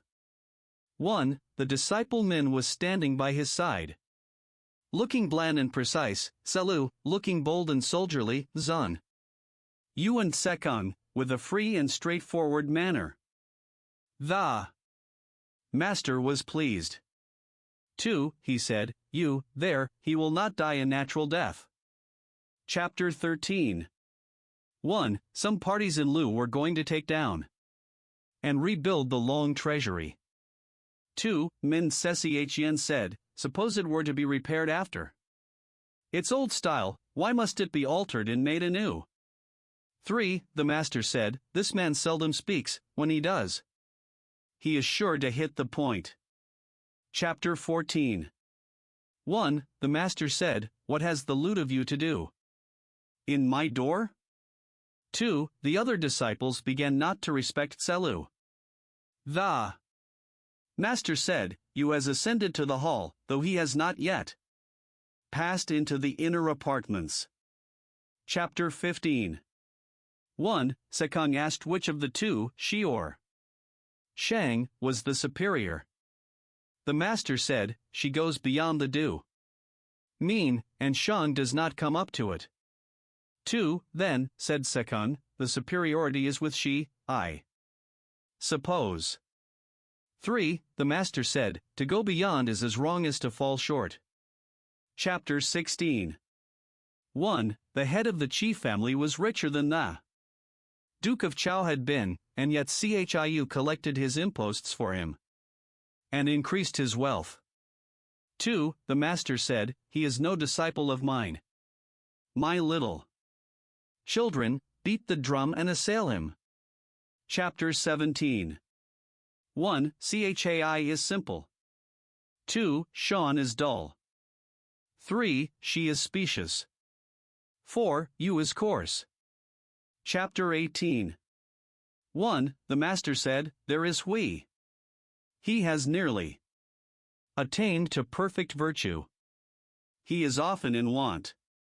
2. Tsze does not acquiesce in the appointments of heaven, and his goods are increased by him. Yet his judgments are often correct. Chapter 19. Sechang asked what were the characteristics of the good man. The master said, he does not tread in the footsteps of others, but moreover, he does not enter the chamber of the sage. Chapter 20. The master said, if, because a man's discourse appears solid and sincere, we allow him to be a good man, is he really a superior man? Or is his gravity only in appearance? Chapter 21. Selu asked whether he should immediately carry into practice what he heard. The master said, there are your father and elder brothers to be consulted, why should you act on that principle of immediately carrying into practice what you hear? Zan Yu asked the same, whether he should immediately carry into practice what he heard, and the master answered, immediately carry into practice what you hear. Kung Shiwa said, you asked whether he should carry immediately into practice what he heard. And you said, there are your father and elder brothers to be consulted. Chiu asked whether he should immediately carry into practice what he heard, and you said, carry it immediately into practice. I, Chih, am perplexed, and venture to ask you for an explanation. The master said, Chiu is retiring and slow, therefore I urged him forward. You has more than his own share of energy. Therefore I kept him back. Chapter 22. The master was put in fear in Kuang and Yen. Yuan fell behind. The master, on his rejoining him, said, I thought you had died. Hui replied, while you were alive, how should I presume to die? Chapter 23. 1. Shi Tsezan asked whether Chun Yu and Zan Chiu could be called great ministers. 2. The master said, I thought you would ask about some extraordinary individuals, and you only ask about you and Chiu. 3. What is called a great minister is one who serves his prince according to what is right, and when he finds he cannot do so, retires. For, now, as to you and Chiu, they may be called ordinary ministers. 5. It says unsaid, then they will always follow their chief. Will they? 6. The master said, in an act of parricide or regicide, they would not follow him. Chapter 24. 1. Tselu got Sekao appointed governor of Pai. 2. The master said, you are injuring a man's son. 3. Tselu said, there are, common people and officers. There are the altars of the spirits of the land and grain. Why must one read books before he can be considered to have learned? For, the master said, it is on this account that I hate your glib-tongued people. Chapter 25. 1. Tselu, Sangshi, Zanyu, and Kung Shiwa were sitting by the master. 2. He said to them, though I am a day or so older than you, do not think of that. 3. From day to day you are saying, we are not known. If some ruler were to know you, what would you like to do? 4. Tselu hastily and lightly replied, suppose the case of a state of 10,000 chariots, let it be straitened between other large states, let it be suffering from invading armies, and to this let there be added a famine in corn and in all vegetables. If I were entrusted with the government of it, in 3 years' time I could make the people to be bold, and to recognize the rules of righteous conduct. The master smiled at him. 5. Turning to Yenyu, he said, Chiu, what are your wishes? Chiu replied, suppose a state of 60 or 70 li square, or 1 of 50 or 60, and let me have the government of it, in 3 years' time, I could make plenty to abound among the people. As to teaching them the principles of propriety and music, I must wait for the rise of a superior man to do that. 6. What are your wishes, Chih? Said the master next to Kung. Shiwa. Chih replied, I do not say that my ability extends to these things, but I should wish to learn them. At the services of the ancestral temple, and at the audiences of the princes with the sovereign, I should like, dressed in the dark square-made robe and the black linen cap, to act as a small assistant. 7. Last of all, the master asked Sang Shi, Tien, what are your wishes? Tien, pausing as he was playing on his lute, while it was yet twanging, laid the instrument aside, and rose. My wishes, he said, are different from the cherished purposes of these 3 gentlemen. What harm is there in that, said the master, do you also, as well as they, speak out your wishes? Tien then said, in this the last month of spring, with the dress of the season all complete, along with 5 or 6 young men who have assumed the cap, and 6 or 7 boys, I would wash in the eye, enjoy the breeze among the rain altars, and return home singing.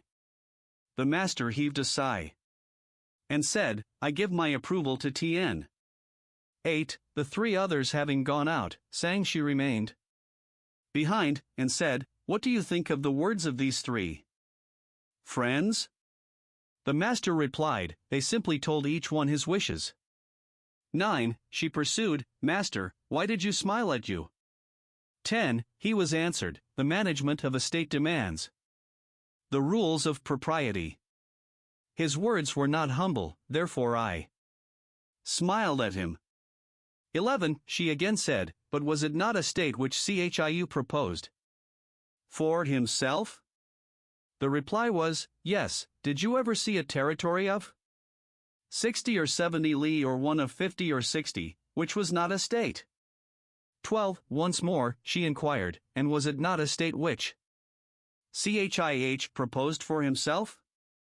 The master again replied, yes, who but princes have to do with ancestral temples, and with audiences but the sovereign? If Chih were to be a small assistant in these services, who could be a great one? Book 12 Chapter 1, 1. Yen Yuan asked about perfect virtue. The master said, to subdue oneself and return to propriety, is perfect virtue. If a man can for one day subdue himself and return to propriety, all under heaven will ascribe perfect virtue to him. Is the practice of perfect virtue from a man himself, or is it from others? 2. Yen Yuan said, I beg to ask the steps of that process. The master replied, look not at what is contrary to propriety, listen not to what is contrary to propriety, speak not what is contrary to propriety, make no movement which is contrary to propriety. Yen Yuan then said, though I am deficient in intelligence and vigor, I will make it my business to practice this lesson. Chapter 2. Chungkung asked about perfect virtue.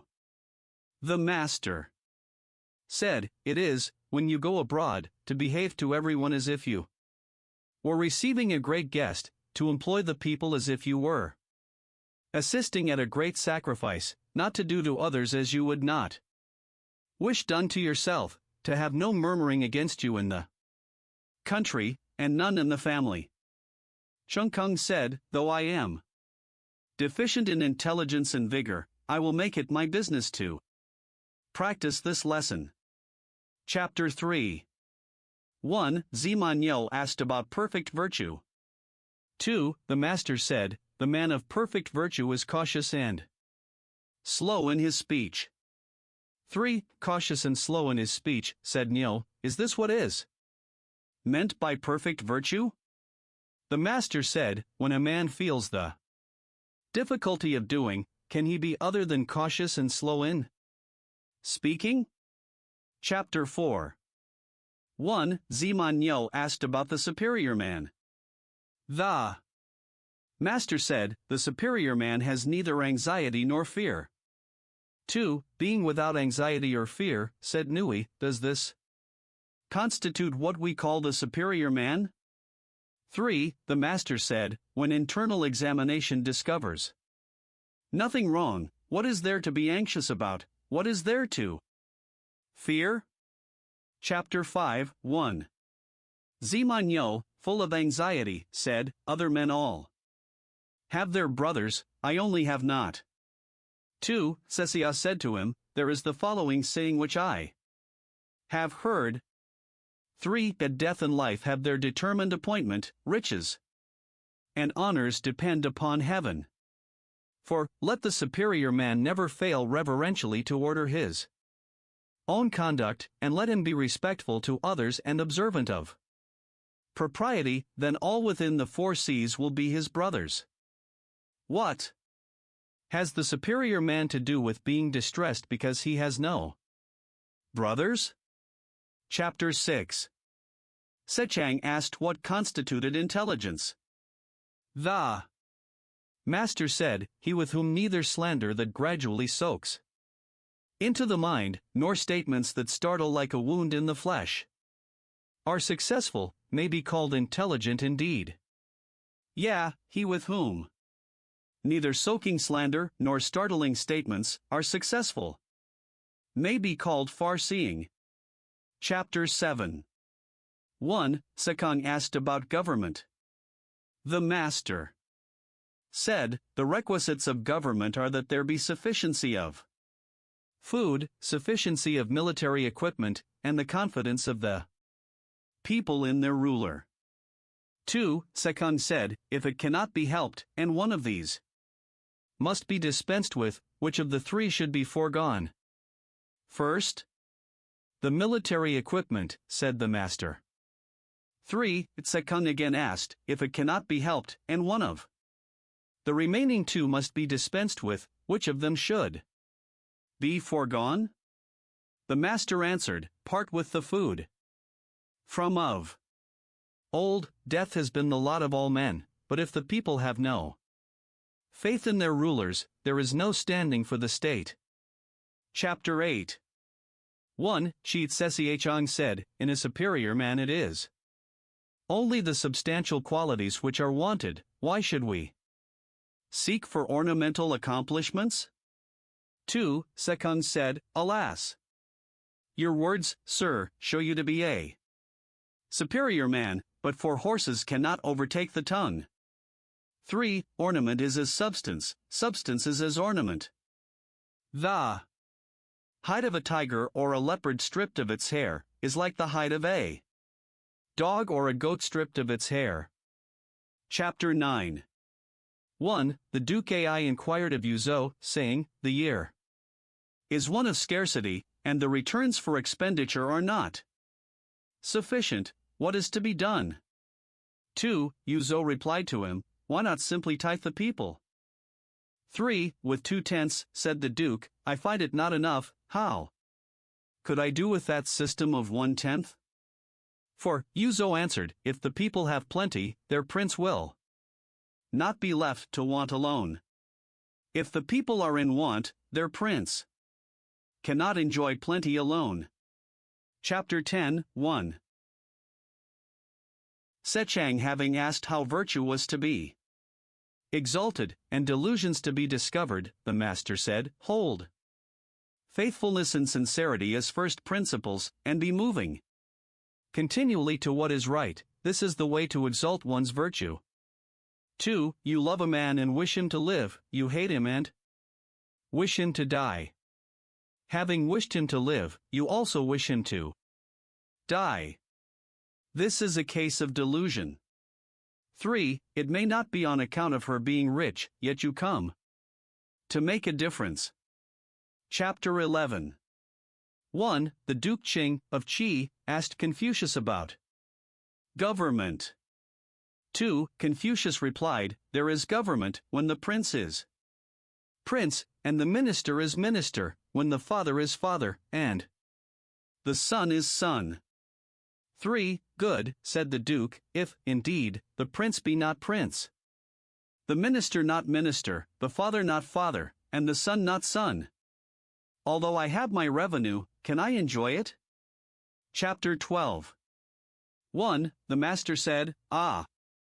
It is you, who could with half a word settle litigations." 2. Selu never slept over a promise. Chapter 13. The master said, "In hearing litigations, I am like any other body.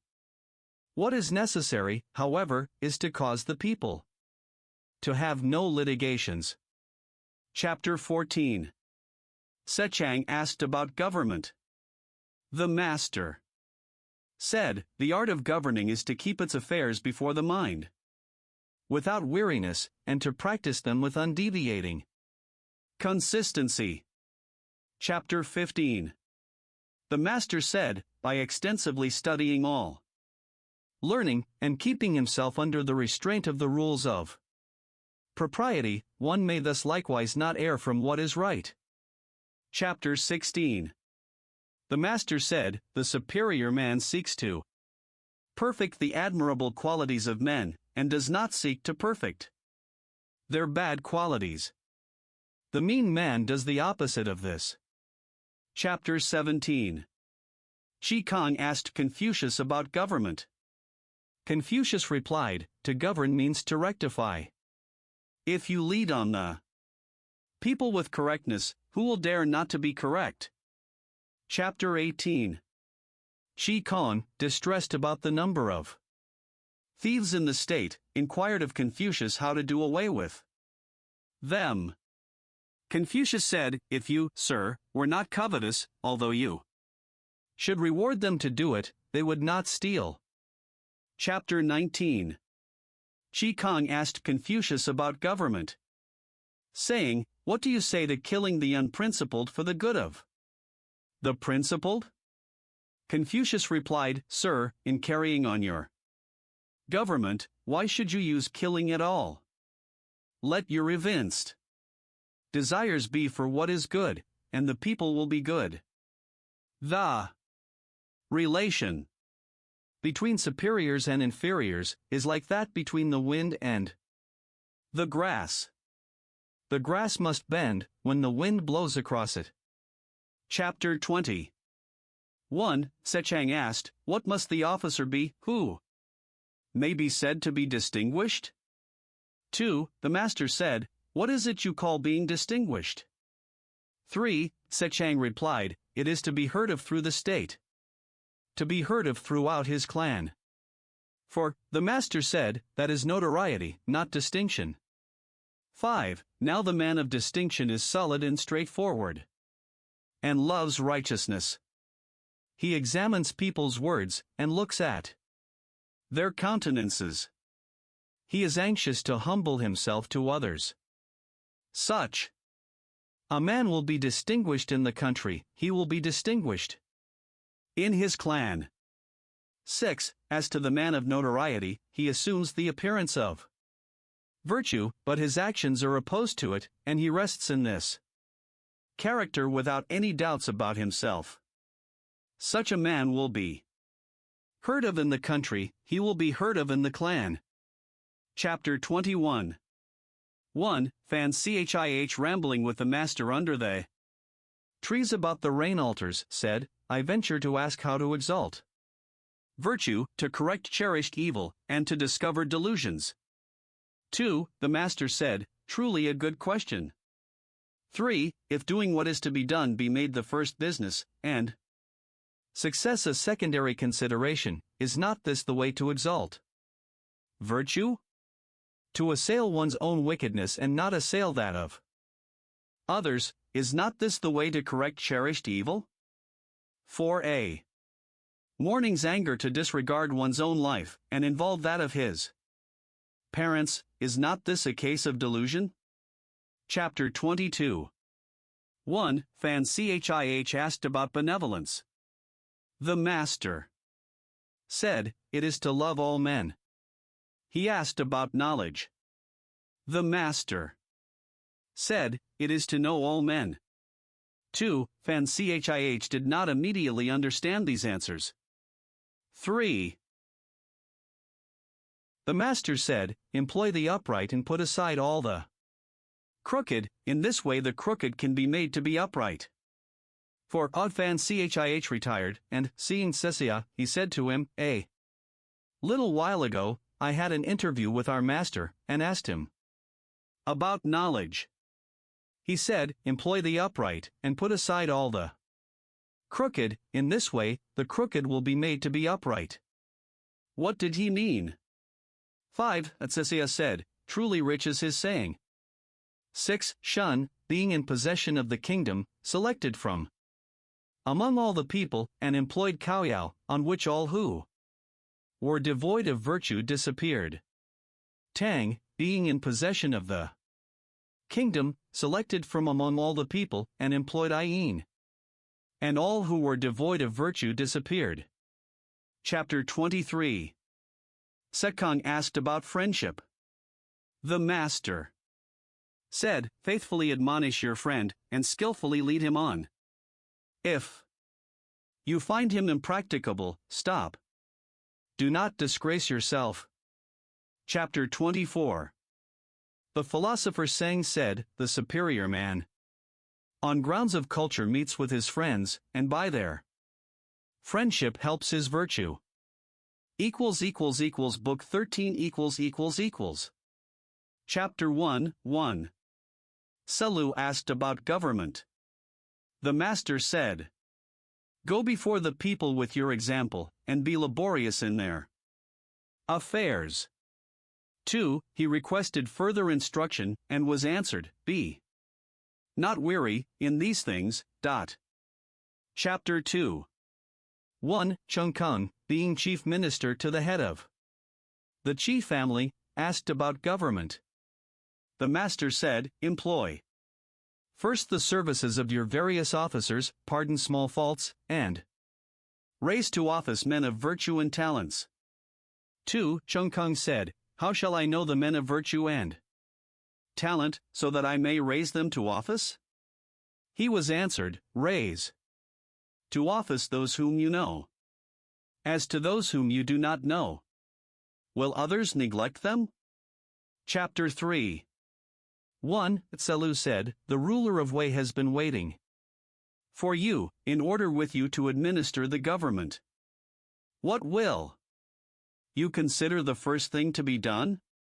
2. The Master replied, "What is necessary is to rectify names." 3. "So, indeed," said Selu, "you are wide of the mark. Why must there be such rectification?" 4. The Master said, "How uncultivated you are, you, a superior man, in regard to what he does not know, shows a cautious reserve." 5. If names be not correct, language is not in accordance with the truth of things. If language be not in accordance with the truth of things, affairs cannot be carried on to success. 6. When affairs cannot be carried on to success, proprieties and music will not flourish. When proprieties and music do not flourish, punishments will not be properly awarded. When punishments are not properly awarded, the people do not know how to move hand or foot. 7. Therefore a superior man considers it necessary that the names he uses may be spoken appropriately, and also that what he speaks may be carried out appropriately. What the superior man requires is just that in his words there may be nothing incorrect. Chapter 4. 1. Fan Chih requested to be taught husbandry. The Master said, "I am not so good for that as an old husbandman." He requested also to be taught gardening, and was answered, "I am not so good for that as an old gardener." 2. Fan Chih having gone out, the master said, a small man. Indeed, is Fan Su. 3. If a superior love propriety, the people will not dare not to be reverent. If he love righteousness, the people will not dare not to submit to his example. If he love good faith, the people will not dare not to be sincere. Now, when these things obtain, the people from all quarters will come to him, bearing their children on their backs. What need has he of a knowledge of husbandry? Chapter 5. The master said, though a man may be able to recite the 300 odes, yet if, when entrusted with a governmental charge, he knows not how to act, or if, when sent to any quarter on a mission, he cannot give his replies unassisted, notwithstanding the extent of his learning, of what practical use is it? Chapter 6. The master said, when a prince's personal conduct is correct, his government is effective without the issuing of orders. If his personal conduct is not correct, he may issue orders, but they will not be followed. Chapter 7. The master said, the governments of Lu and Wei are brothers. Chapter 8. The master said of Qing, a scion of the ducal family of Wei, that he knew the economy of a family well. When he began to have means, he said, "Ha! Here is a collection." When they were a little increased, he said, "Ha! This is complete." When he had become rich, he said, "Ha! This is admirable." Chapter 9. 1. When the master went to Wei, Zan Yu acted as driver of his carriage. 2. The master observed, how numerous are the people. 3. You said, since they are thus numerous, what more shall be done for them? Enrich them, was the reply. 4. And when they have been enriched, what more shall be done? The master said, teach them. Chapter 10. The master said, if there were any of the princes who would employ me, in the course of 12 months, I should have done something considerable. In 3 years, the government would be perfected. Chapter 11. The master said, if good men were to govern a country in succession for 100 years, they would be able to transform the violently bad, and dispense with capital punishments. True indeed is this saying. Chapter 12. The master said, if a truly royal ruler were to arise, it would still require a generation, and then virtue would prevail. Chapter 13. The master said, if a minister make his own conduct correct, what difficulty will he have in assisting in government? If he cannot rectify himself, what has he to do with rectifying others? Chapter 14. The disciples on returning from the court, the master said to him, how are you so late? He replied, we had government business. The master said, it must have been family affairs. If there had been government business, though I am not now in office, I should have been consulted about it. Chapter 15. 1. The Duke Ting asked whether there was a single sentence which could make a country prosperous. Confucius replied, such an effect cannot be expected from one sentence. 2. There is a saying, however, which people have to be a prince is difficult, to be a minister is not easy. 3. If a ruler knows this, the difficulty of being a prince, may there not be expected from this one sentence the prosperity of his country? For, the Duke then said, is there a single sentence which can ruin a country? Confucius replied, such an effect as that cannot be expected from one sentence.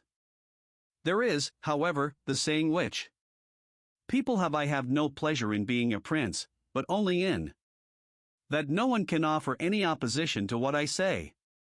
5. If a ruler's words be good, is it not also good that no one oppose them? But if they are not good, and no one opposes them, may there not be expected from this one sentence the ruin of his country? Chapter 16. 1. The Duke of She asked about government. 2. The Master said, good government obtains, when those who are near are made happy, and those who are far off are attracted. Chapter 17. Sesia, being governor of Chufu, asked about government. The Master said, do not be desirous to have things done quickly, do not look at small advantages. Desire to have things done quickly prevents their being done thoroughly. Looking at small advantages prevents great affairs from being accomplished. Chapter 18. 1. The Duke of She informed Confucius, saying, among us here there are those who may be styled upright in their conduct. If their father have stolen a sheep, they will bear witness to the fact. 2. Confucius said, among us, in our part of the country, those who are upright are different from this. The father conceals the misconduct of the son, and the son conceals the misconduct of the father. Uprightness is to be found in this. Chapter 19. Fan Chih asked about perfect virtue. The Master said, it is, in retirement, to be sedately grave, in the management of business, to be reverently attentive, in intercourse with others, to be strictly sincere. Though a man go among rude, uncultivated tribes, these qualities may not be neglected. Chapter 20. 1. Sekong asked, saying, what qualities must a man possess to entitle him to be called an officer? The Master said, he who in his conduct of himself maintains a sense of shame, and when sent to any quarter will not disgrace his prince's commission, deserves to be called an officer. 3. Sekong pursued, I venture to ask who may be placed in the next lower rank? And he was told, he whom the circle of his relatives pronounced to be filial, whom his fellow villagers and neighbors pronounced to be fraternal. 3. Again the disciple asked, I venture to ask about the class still next in order. The Master said, they are determined to be sincere in what they say, and to carry out what they do. They are obstinate little men. Yet perhaps they may make the next class. 4. Sekong finally inquired, of what sort are those of the present day, who engage in government? The Master said, pooh. They are so many pecks and hampers, not worth being taken into account. Chapter 21. The Master said, since I cannot get men pursuing the due medium, to whom I might communicate my instructions, I must find the ardent and the cautiously decided. The ardent will advance and lay hold of truth, the cautiously decided will keep themselves from what is wrong. Chapter 22. 1. The Master said, the people of the South have a saying, a man without constancy cannot be either a wizard or a doctor. Good. 2. Inconstant in his virtue, he will be visited with disgrace. 3. The Master said, this arises simply from not attending to the prognostication. Chapter 23. The Master said, the superior man is affable, but not adulatory, the mean man is adulatory, but not affable. Chapter 24. Sekong asked, saying, what do you say of a man who is loved by all the people of his neighborhood? The Master replied, we may not for that accord our approval of him. And what do you say of him who is hated by all the people of his neighborhood? The Master said, we may not for that conclude that he is bad. It is better than either of these cases that the good and the neighborhood love him, and the bad hate him. Chapter 25. The master said, the superior man is easy to serve and difficult to please. If you try to please him in any way which is not accordant with right, he will not be pleased. But in his employment of men, he uses them according to their capacity. The mean man is difficult to serve, and easy to please. If you try to please him, though it be in a way which is not accordant with right, he may be pleased. But in his employment of men, he wishes them to be equal to everything. Chapter 26. The master said, the superior man has a dignified ease without pride. The mean man has pride without a dignified ease. Chapter 27. The master said, the firm, the enduring, the simple, and the modest are near to virtue. Chapter 28. Salu asked, saying, what qualities must a man possess to entitle him to be called a scholar? The master said, he must be thus earnest, urgent, and bland among his friends. Earnest and urgent, among his brethren, bland. Chapter 29. The master said, let a good man teach the people 7 years, and they may then likewise be employed in war. Chapter 30.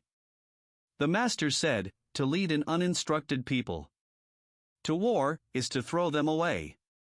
Book 14 ====. Chapter 1. Shin asked what was shameful. The master said, when good government prevails in a state, to be thinking only of salary, and, when bad government prevails, to be thinking, in the same way, only of salary, this is shameful. Chapter 2. 1. When the love of superiority, boasting, resentments, and covetousness are repressed, this may be deemed perfect virtue. 2. The master said, this may be regarded as the achievement of what is difficult. But I do not know that it is to be deemed perfect virtue. Chapter 3. The master said, the scholar who cherishes the love of comfort is not fit to be deemed a scholar. Chapter 4. The master said, when good government prevails in a state, language may be lofty and bold, and actions the same. When bad government prevails, the actions may be lofty and bold, but the language may be with some reserve. Chapter 5. The master said, the virtuous will be sure to speak correctly, but those whose speech is good may not always be virtuous. Men of principle are sure to be bold, but those who are bold may not always be men of principle. Chapter 6. Nankung Kuo, submitting an inquiry to Confucius, said, I was skillful at archery, and Ao could move a boat along upon the land, but neither of them died a natural death. Yuan Chi personally wrought at the toils of husbandry, and they became possessors of the kingdom.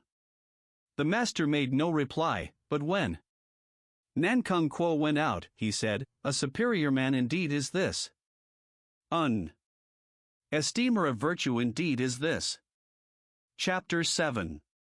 The master said, superior men, and yet not always virtuous, there have been, alas!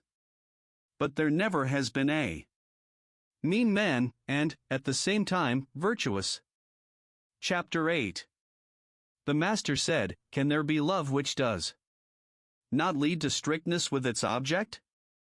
Can there be loyalty which does not lead to the instruction of its object? Chapter 9. The master said, in preparing the governmental notifications, Paishan first made the rough draft, Shirshu examined and discussed its contents, Seiyu, the manager of foreign intercourse, then polished the style, and, finally, Sesiachin of Tunli gave it the proper elegance and finish. Chapter 10, 1. Someone asked about cessation. The master said, "He was a kind man." 2. He asked about Seshi. The master said, "That man." That man. 3. He asked about Quan Chung. For him, said the master, the city of Pian, with 300 families, was taken from the chief of the Pa family, who did not utter a murmuring word, though, to the end of his life, he had only coarse rice to eat. Chapter 11. The master said, "To be poor without murmuring is difficult. To be rich without being proud is easy." Chapter 12. The master said, "Mang Kung Cho is more than fit to be chief officer in the families of Chao and Wei, but he is not fit to be great officer to either of the states Tang or Si." Chapter 13. 1. Tselu asked what constituted a complete man. The master said, "Suppose a man with the knowledge of Sang Wucheng, the freedom from covetousness of Kung Cho, the bravery of Chuang of Pian, and the varied talents of Zan Chiu, add to these the accomplishments of the rules of propriety and music. Such a one might be reckoned a complete man." 2. He then added, "But what is the necessity for a complete man of the present day to have all these things? The man who in the view of gain thinks of righteousness, who in the view of danger is prepared to give up his life, and who does not forget an old agreement, however far back it extends. Such a man may be reckoned a complete man." Chapter 14. 1. The master asked Kung Ming Chia about Kung Shuan, saying, "Is it true that your master speaks not, laughs not, and takes not?" 2. Kung Ming Chia replied, "This has arisen from the reporters. Going beyond the truth, my master speaks when it is the time to speak, and so men do not get tired of his speaking. He laughs when there is occasion to be joyful, and so men do not get tired of his laughing. He takes when it is consistent with righteousness to do so, and so men do not get tired of his taking." The master said, "So. But is it so with him?" Chapter 15. The master said, "Sang Wucheng, keeping possession of Feng, asked of the Duke of Lu to appoint a successor to him in his family, although it may be said that he was not using force with his sovereign. I believe he was." Chapter 16. The master said, "The Duke Huan of Tsin was crafty and not upright. The Duke Huan of Qi was upright and not crafty." Chapter 17. 1. Tselu said, "The Duke Huan caused his brother Chiu to be killed when Xiaohu died with his master, but Quan Chung did not die. May not I say that he was wanting in virtue?" 2. The master said, "The Duke Huan assembled all the princes together, and that not with weapons of war and chariots, it was all through the influence of Quan Chung, whose beneficence was like his? Whose beneficence was like his?" Chapter 18. 1. Sekung said, "Quan Chung, I apprehend, was wanting in virtue when the Duke Huan caused his brother Chiu to be killed. Quan Chung was not able to die with him. Moreover, he became prime minister to Huan. 2. The master said, "Quan Chung acted as prime minister to the Duke Huan, made him leader of all the princes, and united and rectified the whole kingdom. Down to the present day, the people enjoy the gifts which he conferred.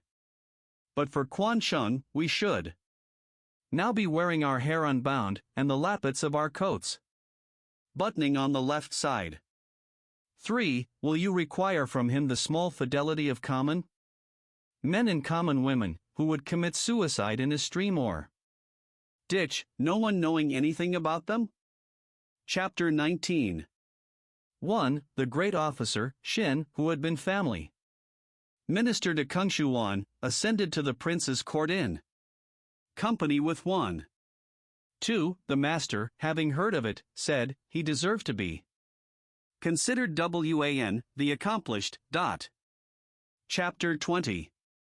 1. The master was speaking about the unprincipled course of the Dukeling of Wei, when Shi Kong said, since he is of such a character, how is it he does not lose his state?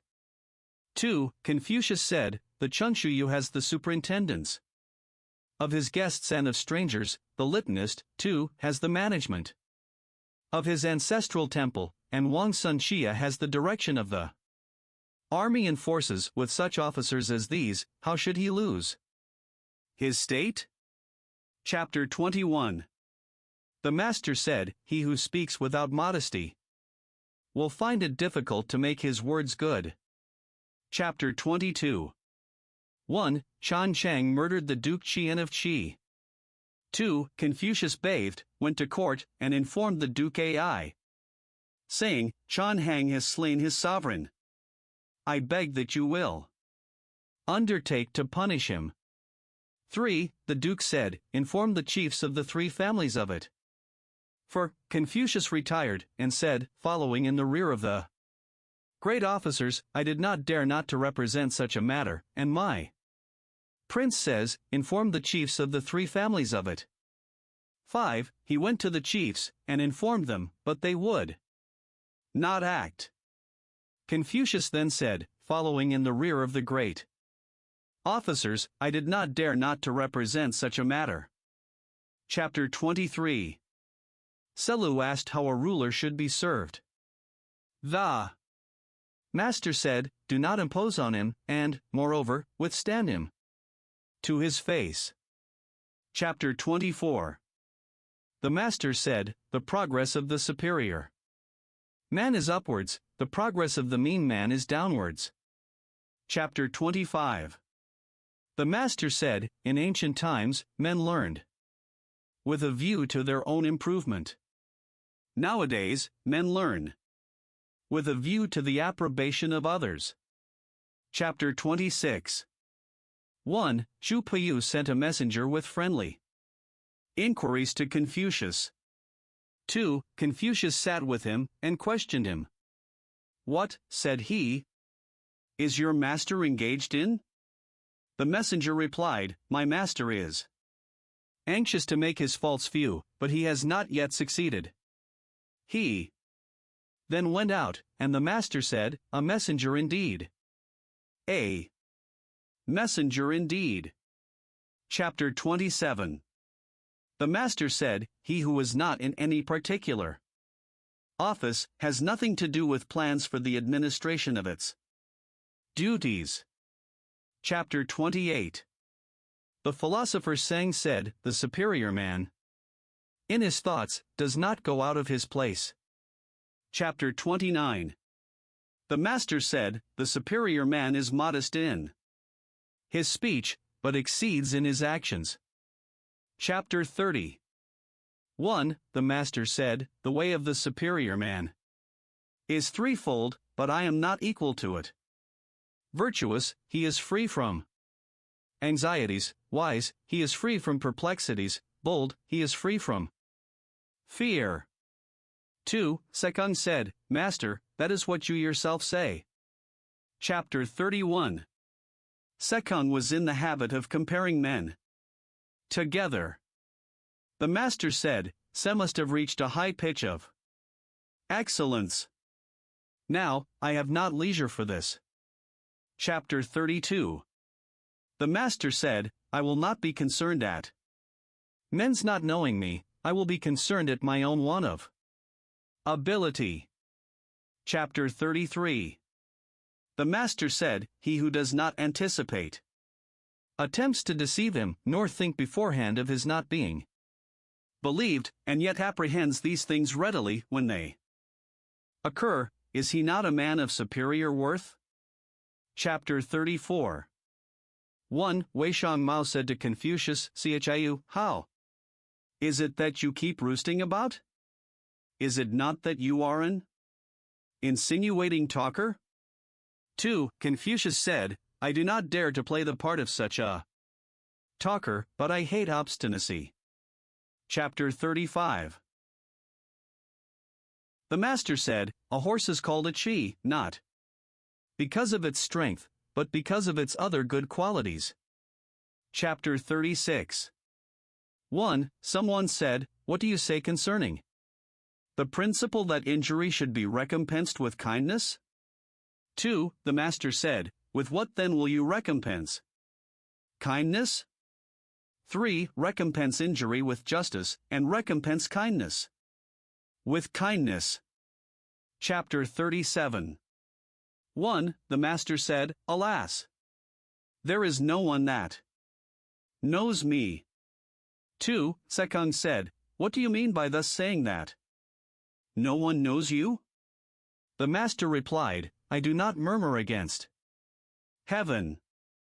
I do not grumble against men. My studies lie low, and my penetration rises high. But there is heaven that knows me. Chapter 38. 1. The Kungpo Liao, having slandered Selu. To Chi's son, Safu Qingpe informed Confucius of it, saying, our master is certainly being led astray by the Kungpo Liao, but I have still power enough left to cut Liao off and expose his corpse in the market and in the court. 2. The master said, if my principles are to advance, it is so ordered. If they are to fall to the ground, it is so ordered. What can the Kungpo Liao do where such ordering is concerned? Chapter 39. 1. The master said, some men of worth retire from the world. 2. Some retire from particular states. 3. Some retire because of disrespectful looks. 4. Some retire because of contradictory language. Chapter 40. The master said, those who have done this are 7 men. Chapter 41. Selu happening to pass the night in Shiman. The gatekeeper said to him, whom do you come from? Selu said, from Mr. Kung. It is he, is it not? Said the other, who knows the impracticable nature of the times and yet will be doing in them. Chapter 42. 1. The master was playing, one day, on a musical stone way, when a man, carrying a straw basket, passed the door of the house where Confucius was, and said, his heart is full whoso beats the musical stone. 2. A little while after, he added, how contemptible is the one idea at obstinacy those sounds display. When one is taken no notice of, he has simply at once to give over his wish for public employment. Deep water must be crossed with the clothes on. Shallow water may be crossed with the clothes held up. 3. The master said, how determined is he in his purpose? But this is not difficult. Chapter 43.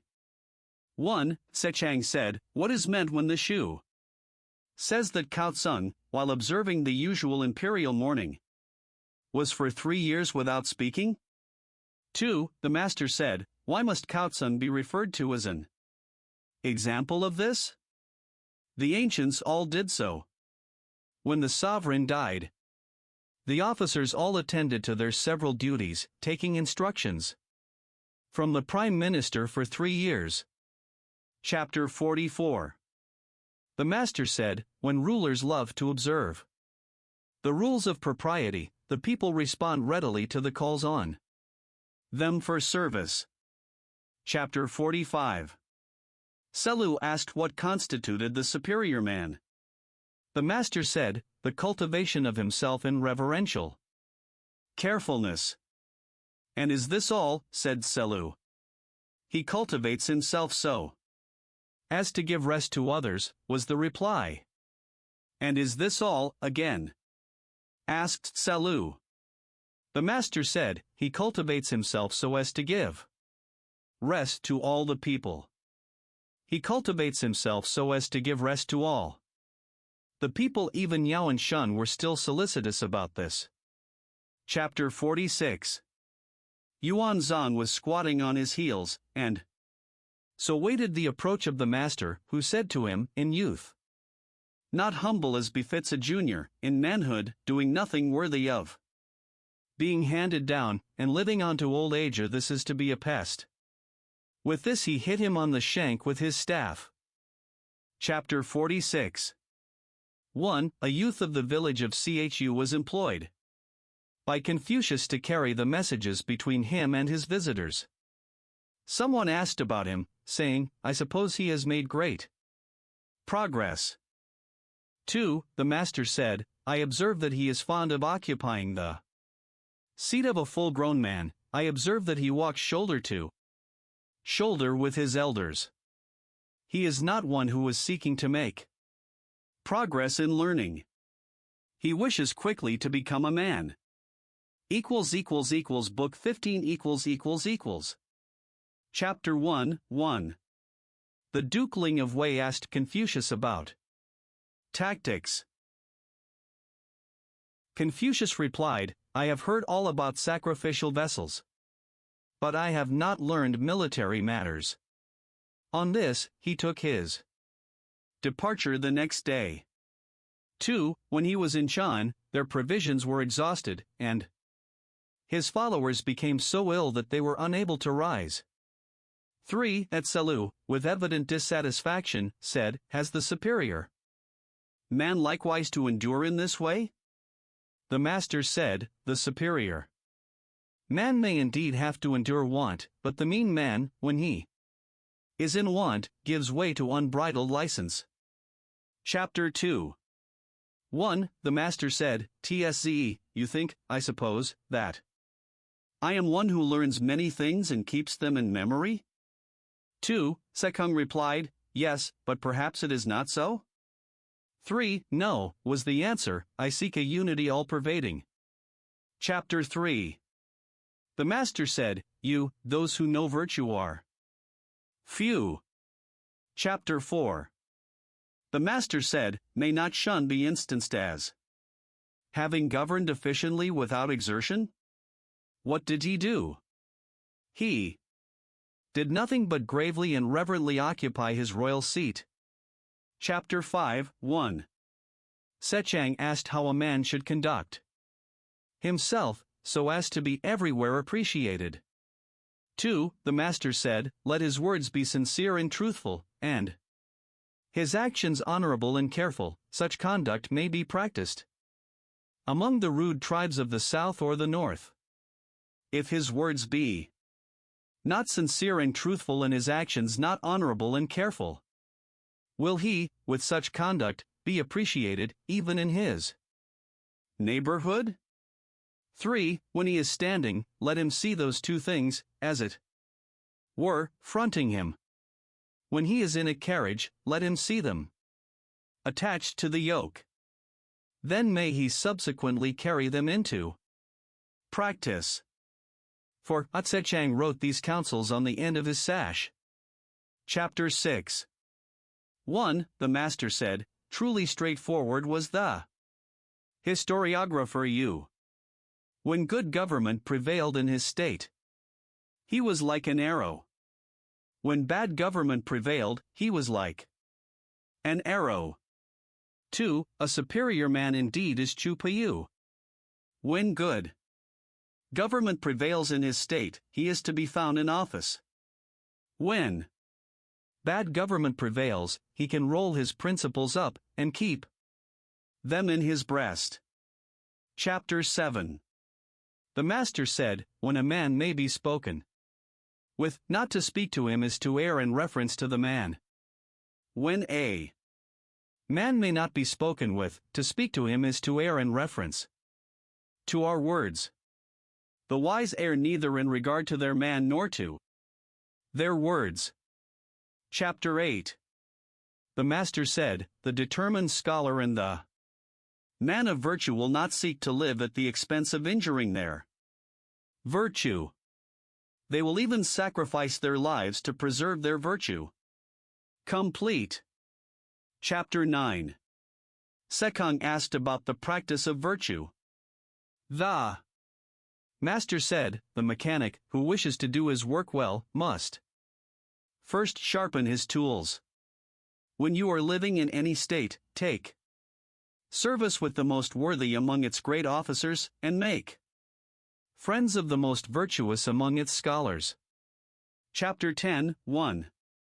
Yen Yuan asked how the government of a country should be administered. 2. The master said, follow the seasons of Xia. 3. Ride in the state carriage of Yin. 4. Wear the ceremonial cap of Chao. 5. Let the music be the Shao with its pantomimes.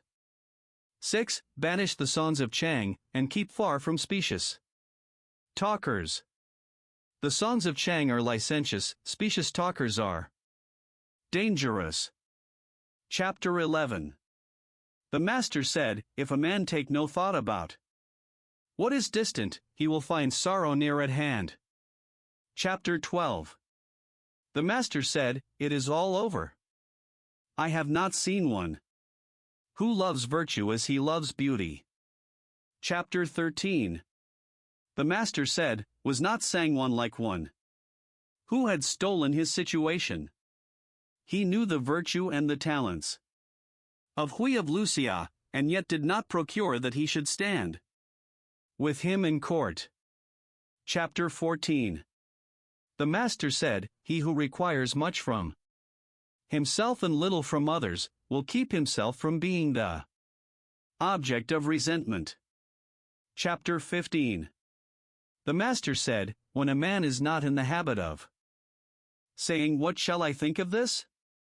What shall I think of this? I can indeed do nothing with him. Chapter 16. The master said, when a number of people are together for a whole day, without their conversation turning on righteousness, and when they are fond of carrying out the suggestions of a small shrewdness, theirs is indeed a hard case. Chapter 17. The master said, the superior man in everything considers righteousness to be essential. He performs it according to the rules of propriety. He brings it forth in humility. He completes it with sincerity. This is indeed a superior man. Chapter 18. The master said, the superior man is distressed by his want of ability. He is not distressed by men's not knowing him. Chapter 19. The master said, the superior man dislikes the thought of his name not being mentioned after his death. Chapter 20. The master said, what the superior man seeks is in himself. What the mean man seeks is in others.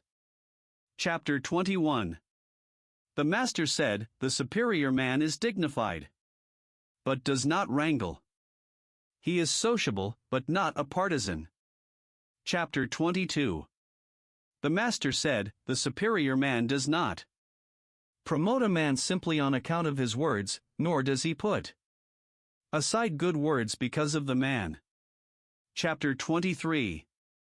Sekong asked, saying, is there one word which may serve as a rule of practice for all one's life? The master said, is not reciprocity such a word? What you do not want done to yourself, do not do to others. Chapter 24.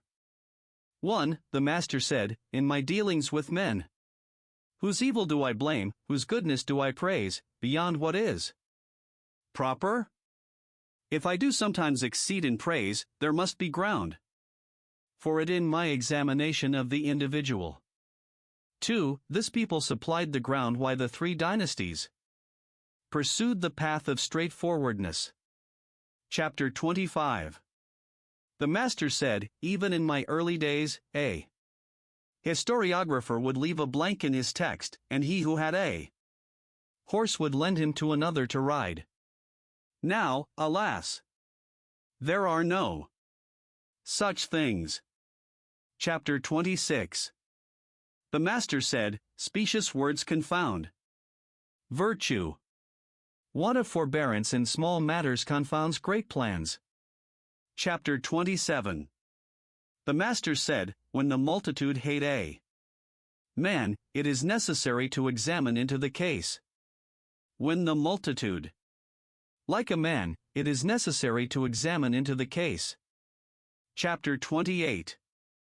The Master said, a man can enlarge the principles which he follows, those principles do not enlarge the man. Chapter 29. The Master said, to have faults and not to reform them, this, indeed, should be pronounced having faults. Chapter 30.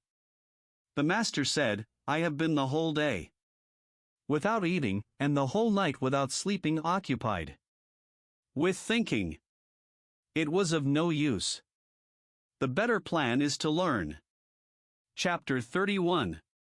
The Master said, the object of the superior man is truth.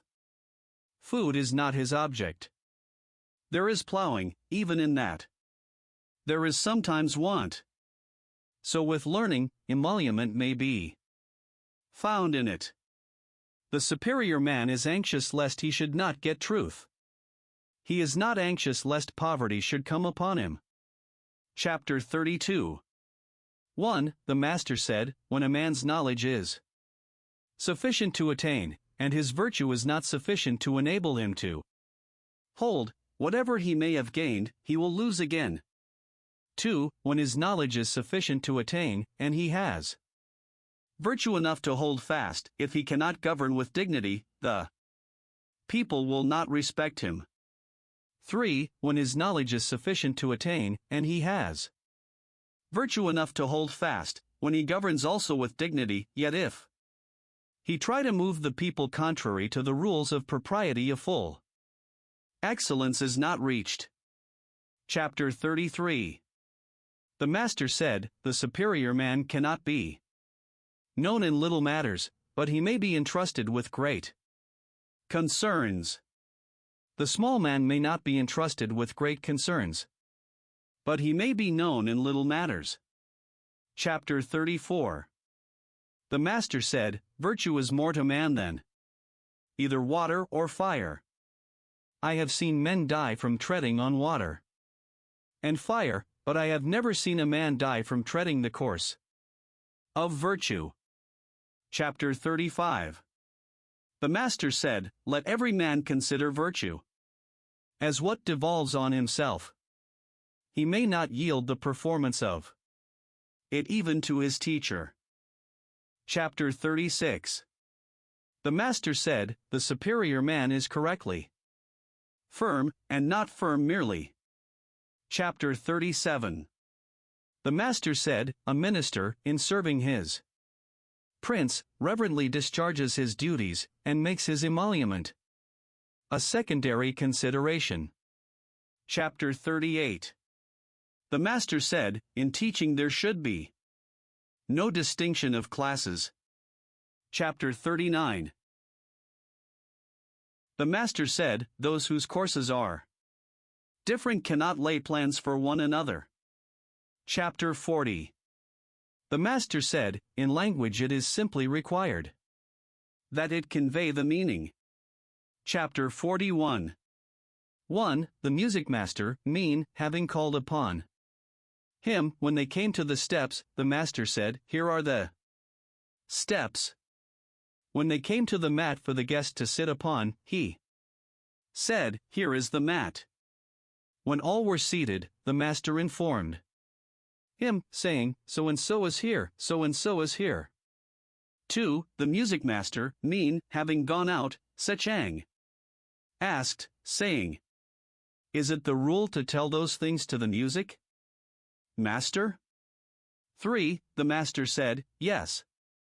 This is certainly the rule for those who lead the blind.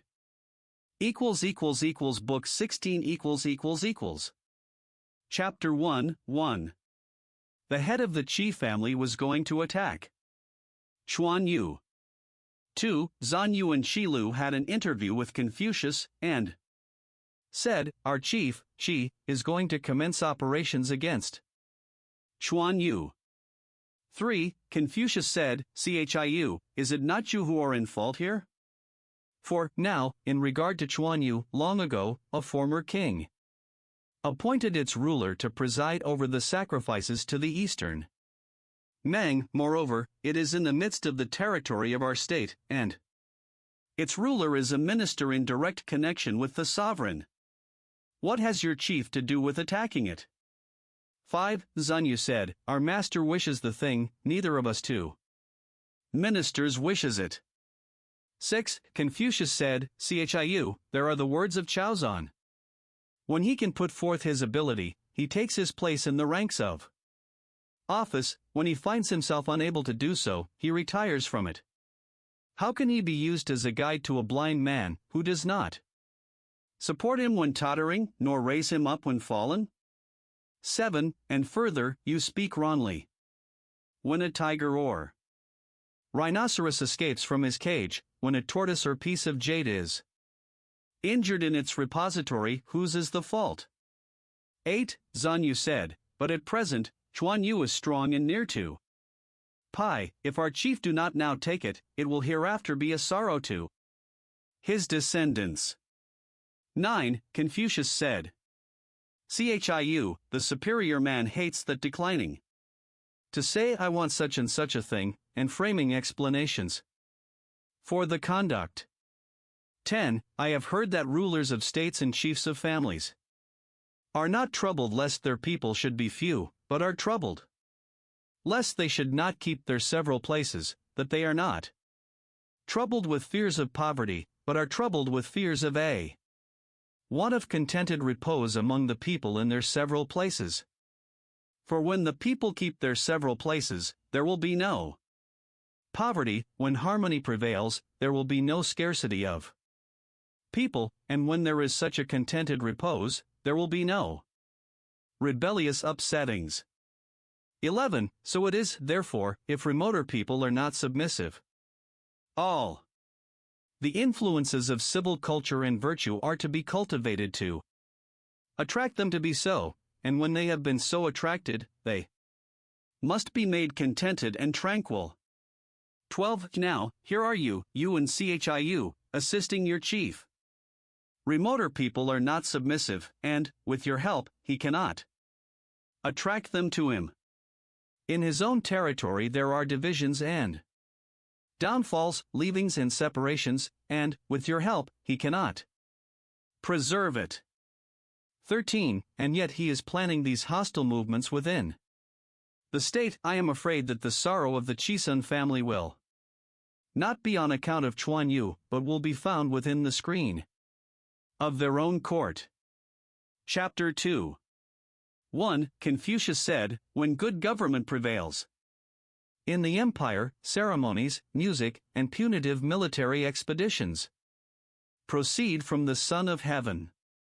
When bad government prevails in the empire, ceremonies, music, and punitive military expeditions proceed from the princes. When these things proceed from the princes, as a rule, the cases will be few in which they do not lose their power in 10 generations. When they proceed from the great officers of the princes, as a rule, the cases will be few in which they do not lose their power in 5 generations.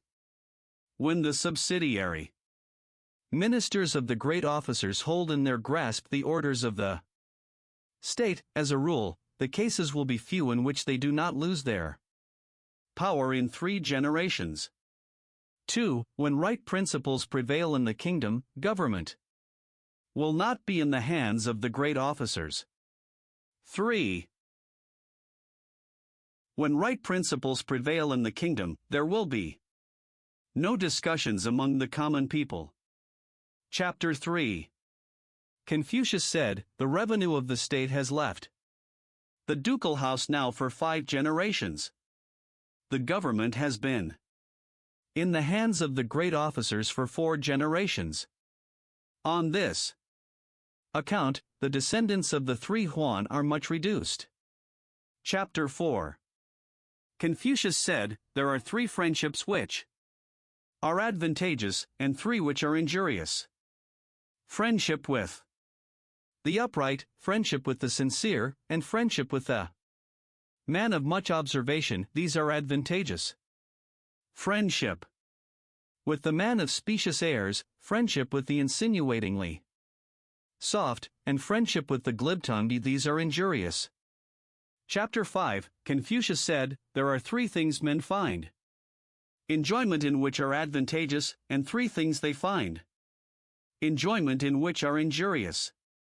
To find enjoyment in the discriminating study of ceremonies and music, to find enjoyment in speaking of the goodness of others, to find enjoyment in having many worthy friends, these are advantageous.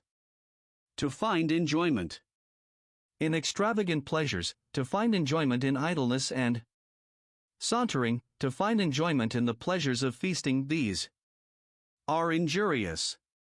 Chapter 6. Confucius said, there are 3 errors to which they who stand in the presence of a man of virtue and station are liable. They may speak when it does not come to them to speak. This is called rashness. They may not speak when it comes to them to speak, this is called concealment. They may speak without looking at the countenance of their superior, this is called blindness.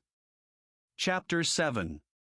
Confucius said, there are 3 things which the superior man guards against. In youth, when the physical powers are not yet settled, he guards against lust.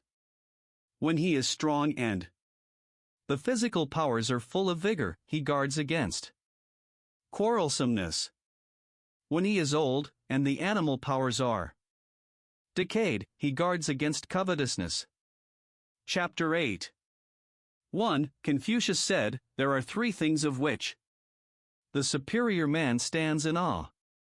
He stands in awe of the ordinances of heaven. He stands in awe of great men. He stands in awe of the words of sages. 2. The mean man does not know the ordinances of heaven, and consequently does not stand in awe of them. He is disrespectful to great men. He makes sport of the words of sages. Chapter 9. Confucius said, those who are born with the possession of knowledge are the highest class of men.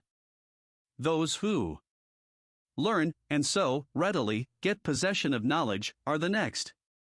Those who are dull and stupid, and yet compass the learning, are another class next to these. As to those who are dull and stupid and yet do not learn, they are the lowest of the people. Chapter 10, Confucius said, the superior man has 9 things which are subjects with him of thoughtful consideration. In regard to the use of his eyes, he is anxious to see clearly. In regard to the use of his ears, he is anxious to hear distinctly. In regard to his countenance, he is anxious that it should be benign. In regard to his demeanor, he is anxious that it should be respectful. In regard to his speech, he is anxious that it should be sincere. In regard to his doing of business, he is anxious that it should be reverently careful. In regard to what he doubts about, he is anxious to question others. When he is angry, he thinks of the difficulties his anger may involve him in. When he sees gain to be got, he thinks of righteousness. Chapter 11. 1. Confucius said, contemplating good, and pursuing it, as if they could not reach it, contemplating evil, and shrinking from it, as they would from thrusting the hand into boiling water. I have seen such men, as I have heard such words. 2. Living in retirement to study their aims, and practicing righteousness to carry out their principles, I have heard these words, but I have not seen such men. Chapter 12. 1. The Duke Ching of Qi had 1,000 teams, each of 4 horses, but on the day of his death, the people did not praise him for a single virtue. Pui and Shu Chi died of hunger at the foot of the Shaoyang mountain, and the people, down to the present time, praise them. 2. Is not that saying illustrated by this? Chapter 13. 1. Chan Kang asked Paiyu, saying, Have you heard any lessons from your father different from what we have all heard? 2. Paiyu replied, No. He was standing alone once, when I passed below the hall with hasty steps, and said to me, Have you learned the odes? On my replying not yet, he added, If you do not learn the odes, you will not be fit to converse with. I retired and studied the odes. 3. Another day, he was in the same way standing alone, when I passed by below the hall with hasty steps, and said to me, Have you learned the rules of propriety? On my replying not yet, he added, If you do not learn the rules of propriety, your character cannot be established. I then retired, and learned the rules of propriety. For I have heard only these 2 things from him. 5. Chang Kang retired, and, quite delighted, said, I asked 1 thing, and I have got 3 things. I have heard about the odes. I have heard about the rules of propriety. I have also heard that the superior man maintains a distant reserve towards his son. Chapter 14. The wife of the prince of a state is called by him Fu Zan. She calls herself Xiao Tung. The people of the state call her Chun Fu Zian, and, to the people of other states, they call her Kwa Xiao Chun. The people of other states also call her Chun Fu Zan. Book 17 Chapter 1, 1. Yang Ho wished to see Confucius, but Confucius would not go to see him. On this, he sent a present of a pig to Confucius, who, having chosen a time when Ho was not at home, went to pay his respects for the gift. He met him, however, on the way. 2. Ho said to Confucius, Come, let me speak with you. He then asked, Can he be called benevolent who keeps his jewel in his bosom, and leaves his country to confusion? Confucius replied, No. Can he be called wise, who is anxious to be engaged in public employment, and yet is constantly losing the opportunity of being so? Confucius again said, No, the days and months are passing away, the years do not wait for us. Confucius said, Right, I will go into office. Chapter 2. The master said, By nature, men are nearly alike. By practice, they get to be wide apart. Chapter 3. The master said, There are only the wise of the highest class, and the stupid of the lowest class, who cannot be changed. Chapter 4.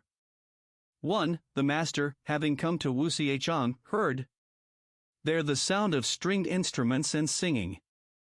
2. Well pleased and smiling, he said, Why use an ox knife to kill a fowl? 3. Seiyu replied, Formerly, master, I heard you say, When the man of high station is well instructed, he loves men. When the man of low station is well instructed, he is easily ruled. For, the master said, My disciples, Yen's words are right. What I said was only in sport. Chapter 5. Kungshan Fuzeo, when he was holding pie, and in an attitude of rebellion, invited the master to visit him, who was rather inclined to go. 2. Selu was displeased, and said, Indeed, you cannot go. Why must you think of going to see Kungshan? 3. The master said, Can it be without some reason that he has invited me? If anyone employ me, may I not make an Eastern chow? Chapter 6. Sechang asked Confucius about perfect virtue. Confucius said, To be able to practice 5 things everywhere under heaven constitutes perfect virtue. He begged to ask what they were, and was told: gravity, generosity of soul, sincerity, earnestness, and kindness. If you are grave, you will not be treated with disrespect. If you are generous, you will win all. If you are sincere, people will repose trust in you. If you are earnest, you will accomplish much. If you are kind, this will enable you to employ the services of others. Chapter 7. 1. Paishi inviting him to visit him, the master was inclined to go. 2. Selu said, Master, formerly I have heard you say, when a man in his own person is guilty of doing evil, a superior man will not associate with him. Paishi is in rebellion, holding possession of Chengmao. If you go to him, what shall be said? 3. The master said, Yes, I did use these words. But is it not said that, if a thing be really hard, it may be ground without being made thin? Is it not said that, if a thing be really white, it may be steeped in a dark fluid without being made black? For, am I a bitter gourd? How can I be hung up out of the way of being eaten? Chapter 8. 1. The master said, Have you heard the 6 words to which are attached 6 becloudings? You replied, I have not. 2. Sit down, and I will tell them to you. 3. There is the love of being benevolent without the love of learning. The beclouding here leads to a foolish simplicity. There is the love of knowing without the love of learning. The beclouding here leads to dissipation of mind. There is the love of being sincere without the love of learning. The beclouding here leads to an injurious disregard of consequences. There is the love of straightforwardness without the love of learning. The beclouding here leads to rudeness. There is the love of boldness without the love of learning. The beclouding here leads to insubordination. There is the love of firmness without the love of learning. The beclouding here leads to extravagant conduct. Chapter 9. 1. The master said, My children, why do you not study the book of poetry? 2. The odes serve to stimulate the mind. 3. They may be used for purposes of self-contemplation. 4. They teach the art of sociability. 5. They show how to regulate feelings of resentment. 6. From them you learn the more immediate duty of serving one's father, and the remoter one of serving one's prince. 7. From them we become largely acquainted with the names of birds, beasts, and plants. Chapter 10. The master said to Piyu, Do you give yourself to the Chaonan and the Shaonan? The man who has not studied the Chaonan and the Shaonan is like one who stands with his face right against a wall. Is he not so? Chapter 11. The master said, It is according to the rules of propriety. They say, It is according to the rules of propriety. They say, Are gems and silk all that is meant by propriety? It is. Music, they say, It is music, they say. Are bells and drums all that is meant by music?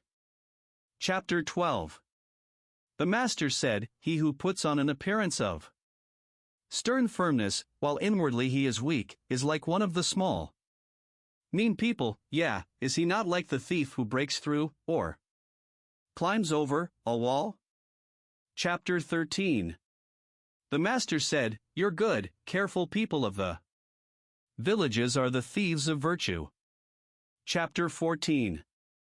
The master said, To tell, as we go along, what we have heard on the way, is to cast away our virtue. Chapter 15. 1. The master said, There are those mean creatures. How impossible it is along with them to serve one's prince. 2. While they have not got their aims, their anxiety is how to get them. When they have got them, their anxiety is lest they should lose them. 3. When they are anxious lest such things should be lost, there is nothing to which they will not proceed. Chapter 16. 1. The Master said, anciently, men had 3 failings, which now perhaps are not to be found. 2. The high-mindedness of antiquity showed itself in a disregard of small things. The high-mindedness of the present day shows itself in wild license. The stern dignity of antiquity showed itself in grave reserve. The stern dignity of the present day shows itself in quarrelsome perverseness. The stupidity of antiquity showed itself in straightforwardness. The stupidity of the present day shows itself in sheer deceit. Chapter 17. The Master said, fine words and an insinuating appearance are seldom associated with virtue. Chapter 18. The Master said, I hate the manner in which purple takes away the luster of vermilion. I hate the way in which the songs of Chang confound the music of the I hate those who with their sharp mouths overthrow kingdoms and families. Chapter 19. 1. The Master said, I would prefer not speaking. 2. Sekung said, if you, Master, do not speak, what shall we, your disciples, have to record? 3. The Master said, does heaven speak? The 4 seasons pursue their courses, and all things are continually being produced. But does heaven say anything? Chapter 20. Zhu Pei wished to see Confucius, but Confucius declined, on the ground of being sick, to see him. When the bearer of this message went out at the door, the Master took his lute and sang to it, in order that Pei might hear him. Chapter 21. 1. Saiwa asked about the 3 years' mourning for parents, saying that 1 year was long enough. 2. If the superior man, said he, abstains for 3 years from the observances of propriety, those observances will be quite lost. If for 3 years he abstains from music, music will be ruined. 3. Within a year the old grain is exhausted, and the new grain has sprung up, and, in procuring fire by friction, we go through all the changes of wood for that purpose. After a complete year, the mourning may stop. For, the Master said, if you were, after a year, to eat good rice and wear embroidered clothes, would you feel at ease? I should, replied Hua. 5. The Master said, if you can feel at ease, do it. But a superior man, during the whole period of mourning, does not enjoy pleasant food which he may eat, nor derive pleasure from music which he may hear. He also does not feel at ease, if he is comfortably lodged. Therefore he does not do what you propose. But now you feel at ease and may do it. 6. Saiwa then went out, and the Master said, this shows Yu's want of virtue. It is not till a child is 3 years old that it is allowed to leave the arms of its parents. And the 3 years mourning is universally observed throughout the empire. Did you enjoy the 3 years' love of his parents? Chapter 22. The Master said, hard is it to deal with him, who will stuff himself with food the whole day, without applying his mind to anything good. Are there not gamesters and chess players? To be one of these would still be better than doing nothing at all. Chapter 23. Selu said, does the superior man esteem valor? The Master said, the superior man holds righteousness to be of highest importance. A man in a superior situation, having valor without righteousness, will be guilty of insubordination. 1. Of the lower people having valor without righteousness, will commit robbery. Chapter 24. 1. Sekung said, has the superior man his hatreds also? The master said he has his hatreds. He hates those who proclaim the evil of others. He hates the man who, being in a low station, slanders his superiors. He hates those who have valor merely, and are unobservant of propriety. He hates those who are forward and determined, and, at the same time, of contracted understanding. 2. The master then inquired, "Tsce, have you also your hatreds?" Sekung replied, "I hate those who pry out matters, and ascribe the knowledge to their wisdom. I hate those who are only not modest, and think that they are valorous. I hate those who make known secrets, and think that they are straightforward." Chapter 25. The master said, "Of all people, girls and servants are the most difficult to behave to. If you are familiar with them, they lose their humility. If you maintain a reserve towards them, they are discontented." Chapter 26. The master said, "When a man at 40 is the object of dislike, he will always continue what he is." Book 18 ====. Chapter 1:1. The Viscount of Wei withdrew from the court. The Viscount of Qi became a slave to Chao. Paikan remonstrated with him and died. 2. Confucius said, "The Yin dynasty possessed these three men of virtue." Chapter 2. Hui of Lucia, being chief criminal judge, was thrice dismissed from his office. Someone said to him, "Is it not yet time for you, sir, to leave this?" He replied, "Serving men in an upright way, where shall I go to, and not experience such a thrice repeated dismissal? If I choose to serve men in a crooked way, what necessity is there for me to leave the country of my parents?" Chapter 3. The Duke Qing of Qi, with reference to the manner in which he should treat Confucius, said, "I cannot treat him as I would the chief of the Qi family. I will treat him in a manner between that accorded to the chief of the Qi, and that given to the chief of the Meng family." He also said, "I am old, I cannot use his doctrines." Confucius took his departure. Chapter 4.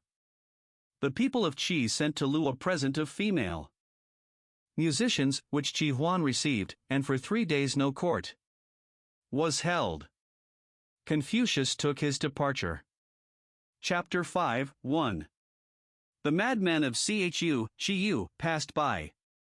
Confucius singing and saying, "O Feng, O Feng, how is your virtue degenerated? As to the past, reproof is useless, but the future may still be provided against. Give up your vain pursuit.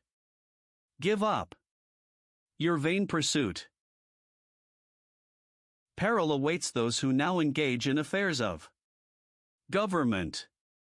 2. Confucius alighted and wished to converse with him, but Shiyu hastened away, so that he could not talk with him. Chapter 6.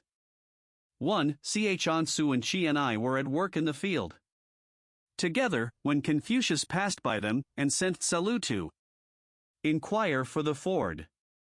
2. Ansu said, "Who is he that holds the reins in the carriage there?" Tsze told him, "It is Kung Chiu."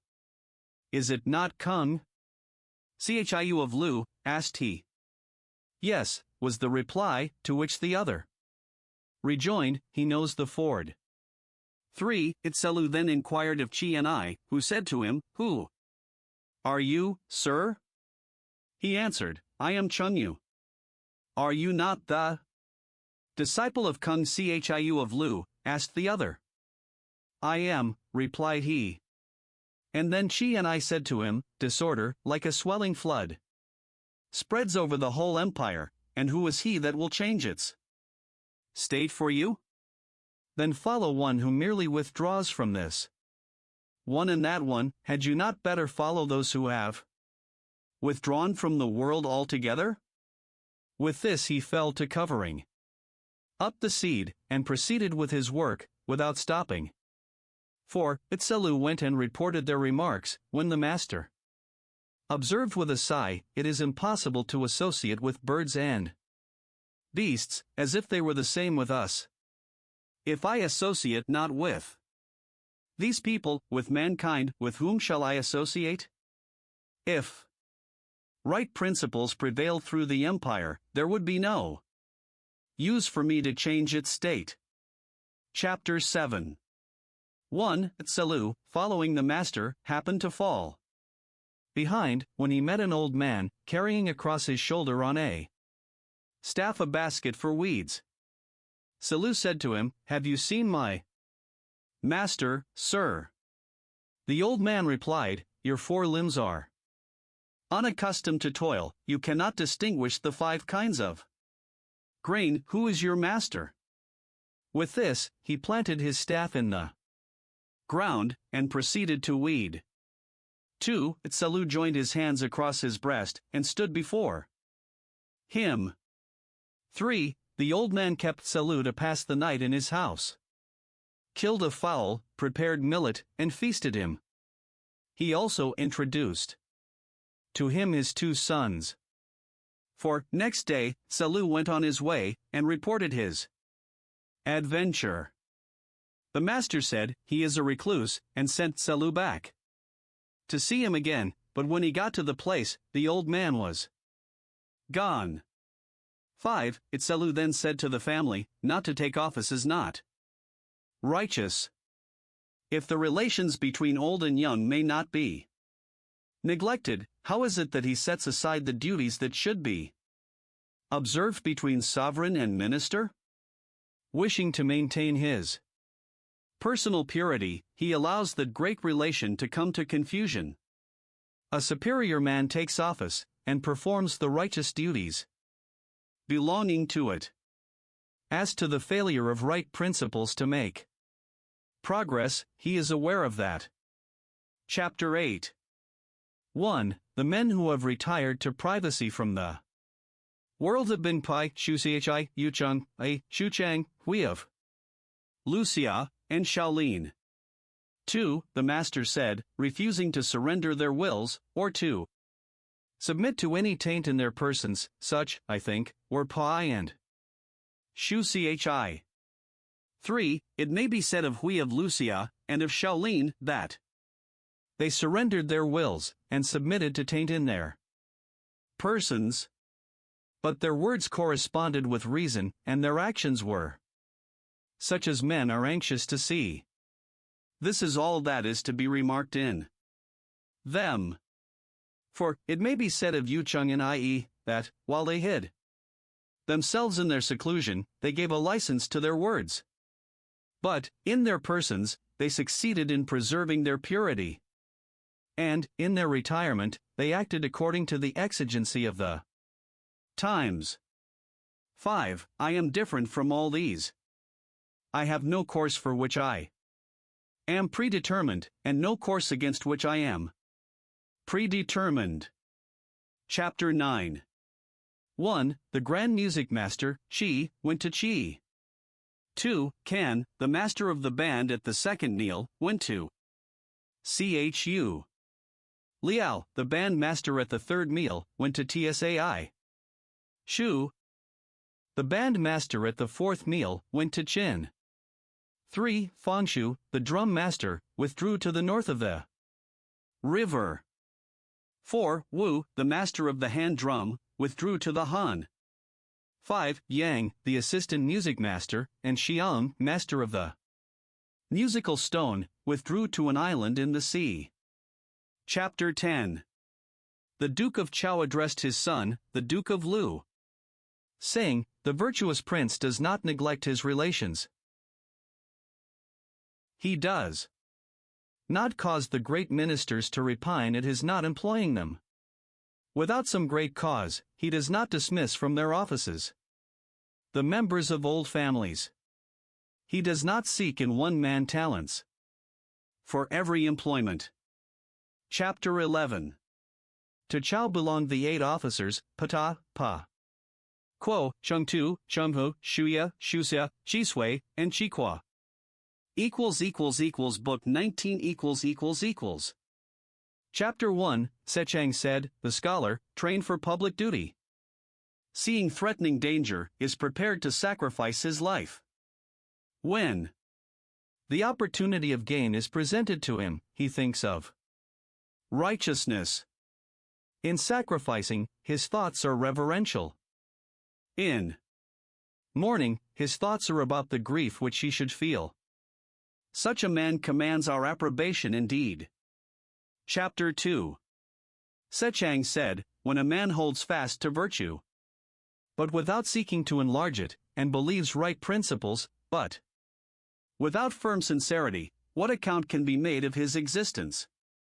Or non-existence? Chapter 3. The disciples of Tsessia asked Sechang about the principles that should characterize mutual intercourse. Chang asked, what does Tsessia say on the subject? They replied, Tsessia says associate with those who can advantage you. Put away from you those who cannot do so. Chang observed, this is different from what I have learned. The superior man honors the talented and virtuous, and bears with all. He praises the good, and pities the incompetent. Am I possessed of great talents and virtue, who is there among men whom I will not bear with? Am I devoid of talents and virtue, whom men will put me away from them? What have we to do with the putting away of others? Chapter 4. Tsessia said, even in inferior studies and employments there is something worth being looked at, but if it be attempted to carry them out to what is remote, there is a danger of their proving inapplicable. Therefore, the superior man does not practice them. Chapter 5, Tsessia said, he who from day to day recognizes what he has not yet, and from month to month does not forget what he has attained to, may be said indeed to love to learn. Chapter 6. Tsessia said, there are learning extensively, and having a firm and sincere aim, inquiring with earnestness, and reflecting with self-application. Virtue is in such a course. Chapter 7. Tsessia said, mechanics have their shops to dwell in order to accomplish their works. The superior man learns, in order to reach to the utmost of his principles. Chapter 8. Tsessia said, the mean man is sure to gloss his faults. Chapter 9. Tsessia said, the superior man undergoes 3 changes. Looked at from a distance, he appears stern; when approached, he is mild; when he is heard to speak, his language is firm and decided. Chapter 10. Tsessia said, the superior man, having obtained their confidence, may then impose labors on his people. If he have not gained their confidence, they will think that he is oppressing them. Having obtained the confidence of his prince, one may then remonstrate with him. If he have not gained his confidence, the prince will think that he is vilifying him. Chapter 11. Tsessia said, when a person does not transgress the boundary line in the great virtues, he may pass and repass it in the small virtues. Chapter 12. 1. Tseyu said, the disciples and followers of Tsessia, in sprinkling and sweeping the ground, in answering and replying, in advancing and receding, are sufficiently accomplished. But these are only the branches of learning, and they are left ignorant of what is essential. How can they be acknowledged as sufficiently taught? 2. Tsessia heard of the remark and said, alas! Yen Yu is wrong. According to the way of the superior man in teaching, what departments are there which he considers of prime importance, and delivers? What are there which he considers of secondary importance, and allows himself to be idle about? But as in the case of plants, which are assorted according to their classes, so he deals with his disciples. How can the way of a superior man be such as to make fools of any of them? Is it not the sage alone who can unite in one the beginning and the consummation of learning? Chapter 13. Cecias said, the officer, having discharged all his duties, should devote his leisure to learning.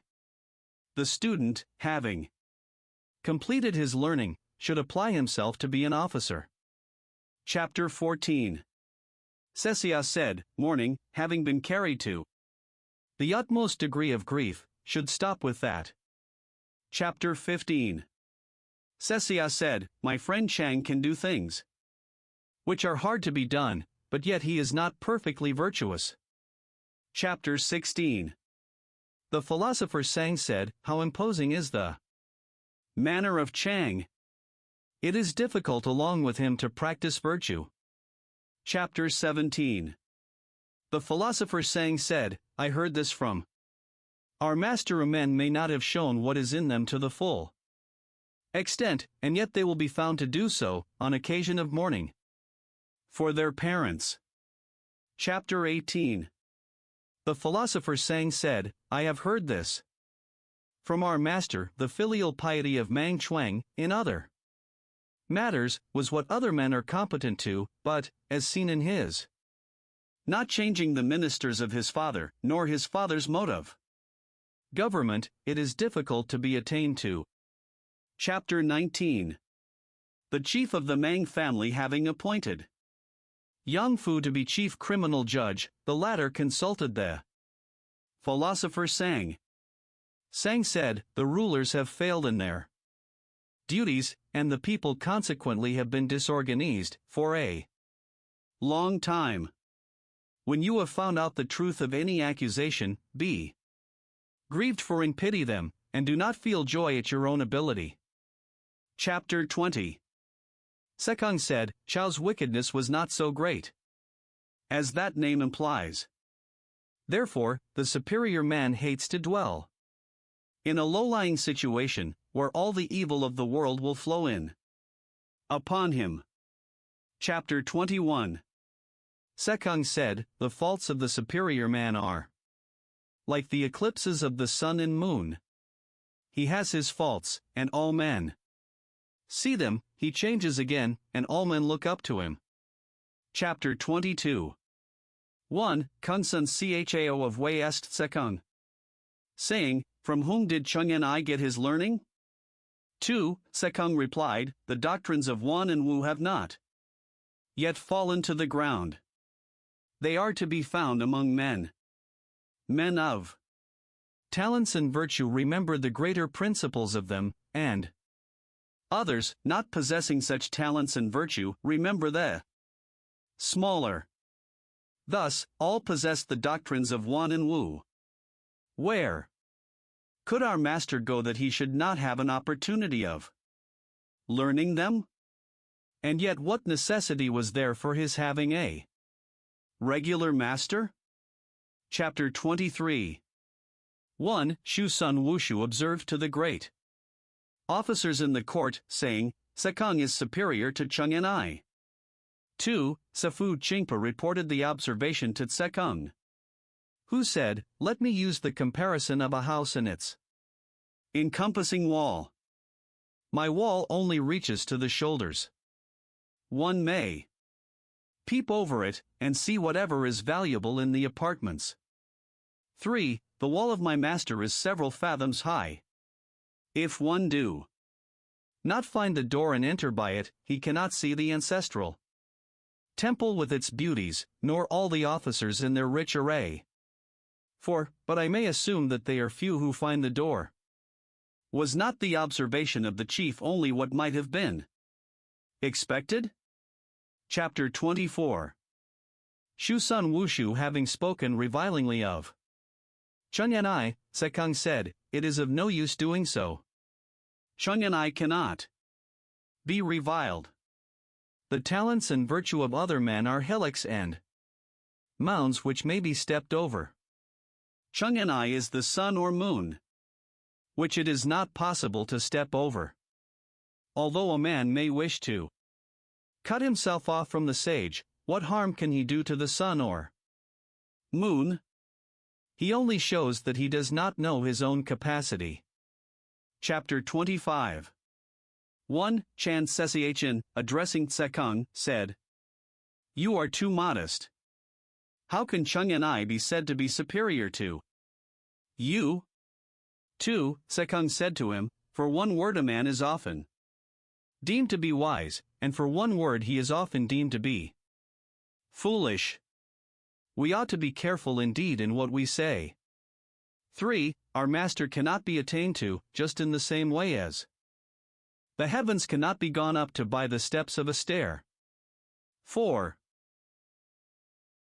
Were our master in the position of the ruler of a state or the chief of a family, we should find verified the description which has been given of a sage's rule. He would plant the people, and forthwith they would be established. He would lead them on, and forthwith they would follow him. He would make them happy, and forthwith multitudes would resort to his dominions. He would stimulate them, and forthwith they would be harmonious. While he lived, he would be glorious. When he died, he would be bitterly lamented. How is it possible for him to be attained to? Book 20 == Chapter 1, 1.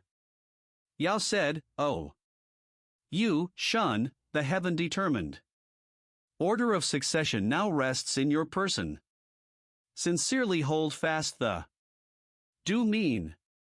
If there shall be distress and want within the four seas, the heavenly revenue will come to a perpetual end." 2. Shun also used the same language in giving charge to you. 3. Tang said, "I the childly, presume to use a dark-colored victim, and presume to announce to thee, O most great and sovereign God, that the sinner I dare not pardon, and thy ministers. O God, I do not keep in obscurity. The examination of them is by thy mind, O God. If, in my person, I commit offenses, they are not to be attributed to you, the people of the myriad regions. If you in the myriad regions commit offenses, these offenses must rest on my person. For Chao conferred great gifts, and the good were enriched. 5. Although he has his near relatives, they are not equal to my virtuous men. The people are throwing blame upon me, the one man. 6. He carefully attended to the weights and measures, examined the body of the laws, restored the discarded officers, and the good government of the kingdom took its course. 7. He revived states that had been extinguished, restored families whose line of succession had been broken, and called to office those who had retired into obscurity, so that throughout the kingdom the hearts of the people turned towards him. 8. What he attached chief importance to were the food of the people, the duties of mourning, and sacrifices. 9. By his generosity, he won all. By his sincerity, he made the people repose trust in him. By his earnest activity, his achievements were great. By his justice, all were delighted. Chapter 2. 1. Sechang asked Confucius, saying, "In what way should a person in authority act in order that he may conduct government properly?" The master replied, "Let him honor the 5 excellent, and banish away the 4 bad things, then may he conduct government properly." Sechang said, "What are meant by the 5 excellent things?"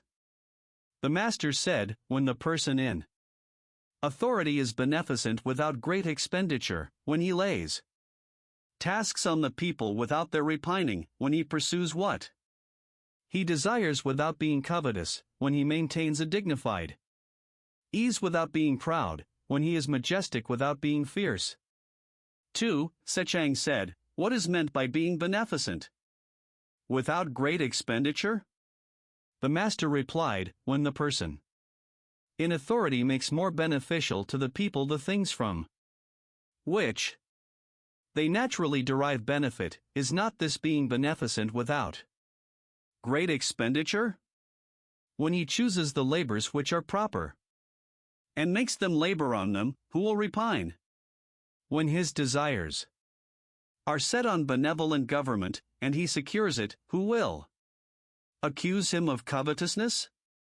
Whether he has to do with many people or few, or with things great or small, he does not dare to indicate any disrespect. Is not this to maintain a dignified ease without any pride?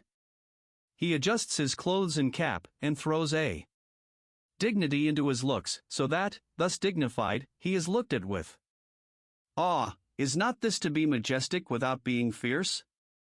3. Sechang then asked, what are meant by the 4 bad things? The master said, to put the people to death without having instructed them, this is called cruelty. To require from them suddenly the full tale of work, without having given them warning, this is called oppression. To issue orders as if without urgency, at first, and, when the time comes, to insist on them with severity, this is called injury.